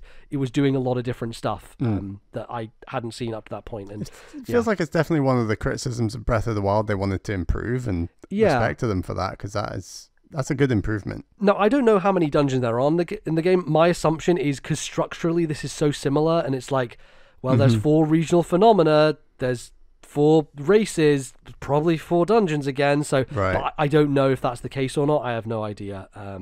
But I wouldn't be surprised if it is, just because the way that we already talked about the Sky Island, like the tutorial area, it does feel a little structurally adherent to what Breath of the Wild did, as opposed to kind of doing its own thing. Have you come across any other narrative stuff, cutscene wise, that isn't main story stuff at all? No, don't think so. So I've seen quite a lot of that stuff at this point. And it is very structurally similar to the first game. Have you been into your menu, right, in terms of like the side quest stuff and gone down? Yes. Have you seen that? I think so. Okay. In the main quest or side quest? You can rewatch the opening cutscene, right? Yes. Yeah, and that section. I've not got any more from there. You got nothing. Okay. I don't think so. No. Oh boy, yeah. So that section is titled Memories, right? Yeah. So it's a similar structure here, but it's very different, like how you get those and the way that you approach it and that sort of stuff. And again, that's something that you can get from like near the starting area if you do a certain quest, but if you miss that quest, like you're 30 hours into this game and have not seen any of those yet, right? So exactly. There's if you do want to just advice for everybody as well, if you do want to advance some of the stuff that is a bit more core to the game, just go back to Central Hyrule, because that's generally where a lot of like the opening early stuff is, that will point you in the direction of stuff that will get you into some of these things. You're like, where's this violin guy? Well, if you're in like more of a central area and those kind of areas, you'll start finding more of the stuff that you're missing, I guess. That's actually, I don't remember where that violin person was, if I'm honest. I've found a bunch of musicians now, and lots of stuff has happened with that. But yeah, it's all over the place, and some of it you just stumble into. Like, I found a guy who was playing the horn. He was in a hole, and he's like, help, get me out of this hole, my cart fell down. And so you have to do a whole thing of like getting the cart out of the hole and helping him. But I just came across that. I don't remember where in the world that was, so will you find that on your own? I don't know. Like, it's really interesting because it's all just so spread out, and so it can be all over the place. But yeah, there's so many things. We could talk about this game for like hours and hours and hours. And we will. And we will continue to. Yeah, absolutely. Are there anything from your opening hours thus far, Bally, that you want to talk about from a story perspective, or from like any other things that you've done that you thought were cool? Just that I thought Tarry Town was delightful. Okay. It was just I'm very looking forward much, to it. Yeah, it was like change of pace. This is lovely. I'm enjoying this. I don't know if it's side story. I'd probably call it side story, but it was... Or side adventure, right? Because that's the way that they break out quests in this game, is there are side quests and there are side adventures. And side adventures are like far more involved quests, essentially. I'm a journalist now, apparently, and there's a whole set of side quests at every single stable in the game. Wow. Like, there is so much stuff here. It is almost unbelievable. Yeah, there's loads of things like that. Did you want to quickly mention the hands? Oh, sure. What happened with you in the hands? I'm very interested. Okay, so... Well, the first time I saw them was like really close in like Hyrule Field, just in like the northeast part of Hyrule Field. It's like, holy shit! Yeah, like, this is terrifying. Then I thought they were connected to the Blood Moon, and I don't think they are. And they killed me a few times. I just had to avoid them. There's a few times I was like, I'm going to take them on, and I did the smidge of damage you've ever seen, and then got obliterated. Yep. And then there was one other time I managed to avoid them, and then they eventually kind of just disappear. I want to say they just like evaporated. They do, and they leave behind a weird like dusk item or whatever. And I took like 3 of those dusk things, and I don't know more than that. I can't remember what you do with those dusk things. Yeah. So I found the hands in a really nice field, and it was fucking terrifying. I was like, holy shit. And they just pursued me. Actually, no, it was, the place in the first game where you find the big horse in that kind of barren, deserted... I never got the big horse. Oh my God. But the big horse was...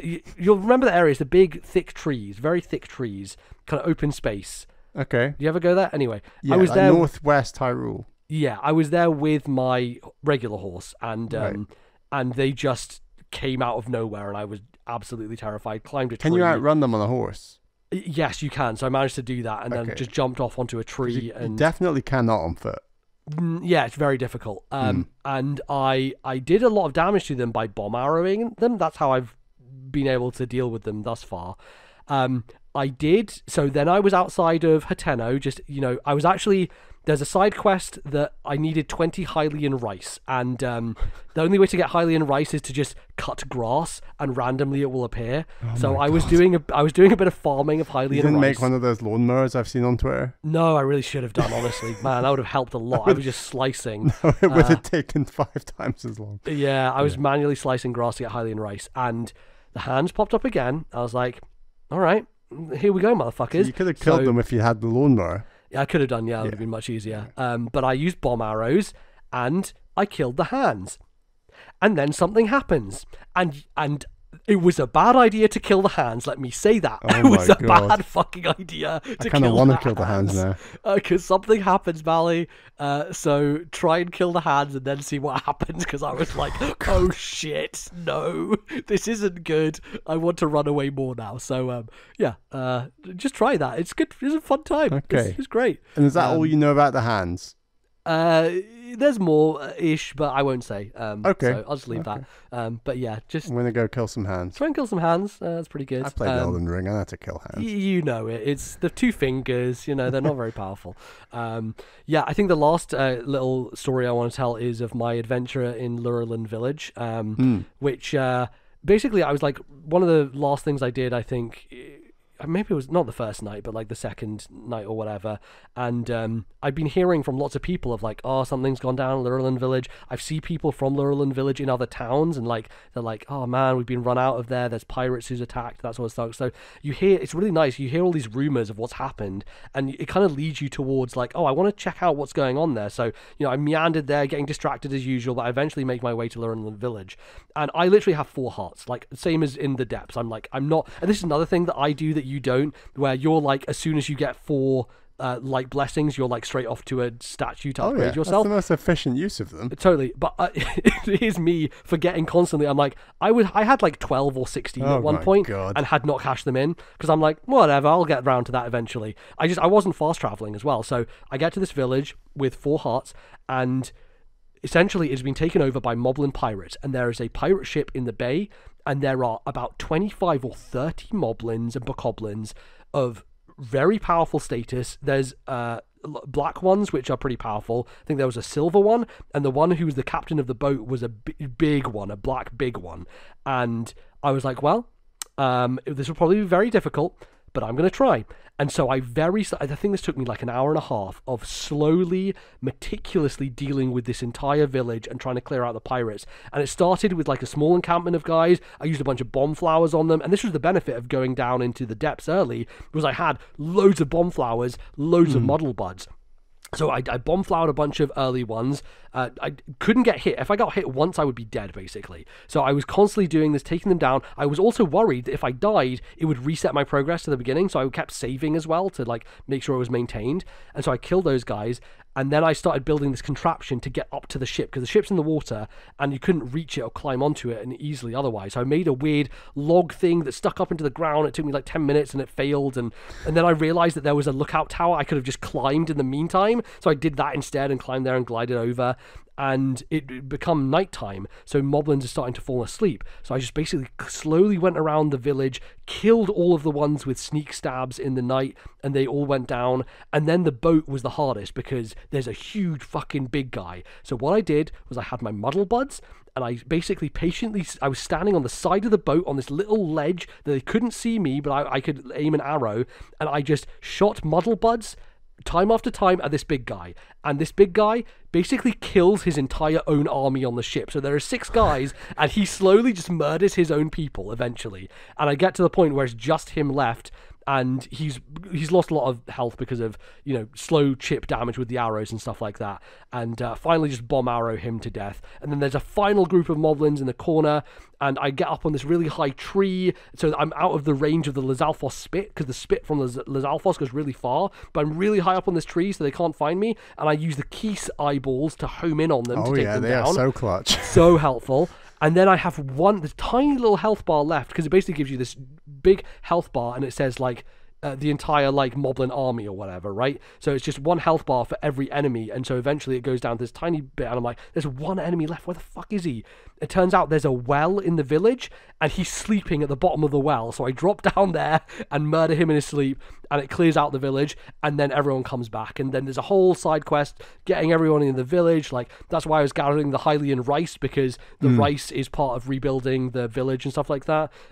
It was amazing, and that was 4 hearts, about an hour and a half to 2 hours of just patiently, slowly killing everything here when I really shouldn't have done, but I decided to do it, and it worked out, and I thought that was nice. so good. Very nice. Yeah, really going out on a limb here to try and survive things that I shouldn't be surviving, essentially, in Tears of the Kingdom. But yeah, I mean, it's been awesome, and there's so many other stories, but I think we can get around to more of that next time when we talk about more of this game and go a little bit more in depth, and maybe talk about dungeon stuff, because I hope you'll have done some of that by then. Yeah, and definitely. we can get a bit more into it. But that's going to do us. That's going to wrap us up for today's show. Thanks, just a everybody. few initial thoughts. Yeah, only a couple hours of some Tears of the Kingdom, many more to come. And yeah, let's get on out here, Bally. So where can the fine folks at home go to support the show if they so wish? They can go to Patreon, where we would be very grateful if you want to go over there, support us. We have a couple of exclusive shows. We were even thinking about,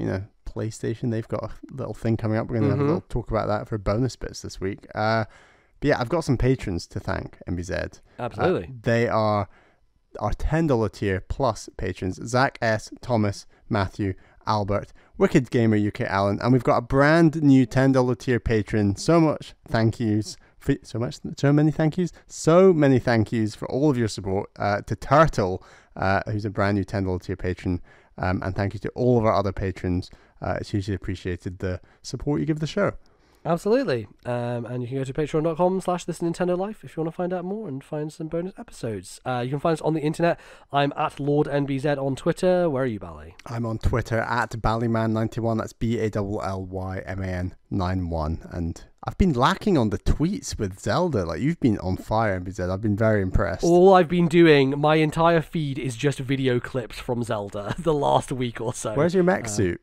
Yeah, I'm getting there. I'm trying to build. Okay. I mean, there's so many fun things though, right? Like there's that entire tower where it's raining constantly, and there's sharp vines around the place. And I showed this entire contraption I'd built, which is just rain cover essentially to shield those from the rain, so that I could then set them on fire. Like that was one of the coolest things I did early game. Like too much rain in this damn game. I was gonna say I should have brought this up. The frequency of the rain is out of fucking control. I know it's called Tears of the Kingdom, but like, Jesus, do we need to be raining this much? I've been stuck on so many cliff faces. We got stuck on the side of a cliff face without any wood, and I was like, I can't even start a fire and sit down and pass time. This sucks. Yep, it's there's too much of it, I think, but that's why we've got Ascend, I guess, to try and didn't help me then. No, it didn't. Yeah. Yep, it's tough. You can obviously find the podcast on Twitter at TNL Podcast. Go there for all the updates as well as links to our Discord and our YouTube channel. And if you want to chat with some folks about Tears of the Kingdom, head on over. It's good fun time over there.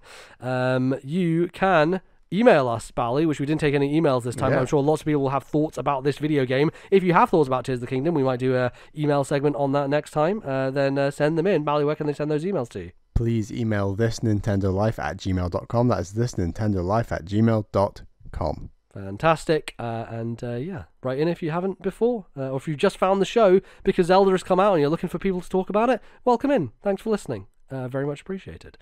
And I think that's it. I think that's us done for now. I'm very much looking forward to just continuing to play this game. I feel like I'm barely scratching the surface at 65 hours in, so I have no idea how many more I'm going to put into this game.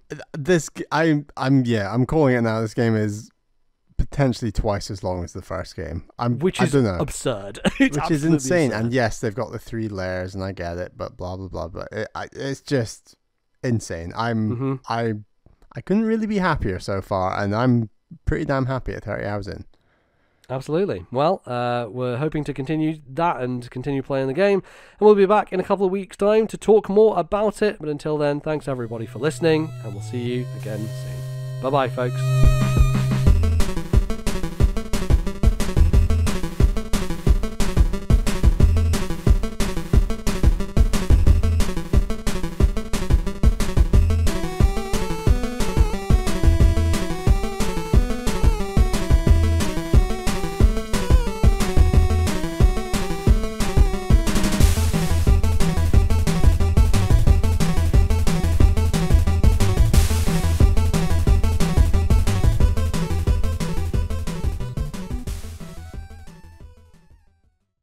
The musical interlude used on today's show was the main theme from The Legend of Zelda Tears of the Kingdom. Copyright Nintendo 2023.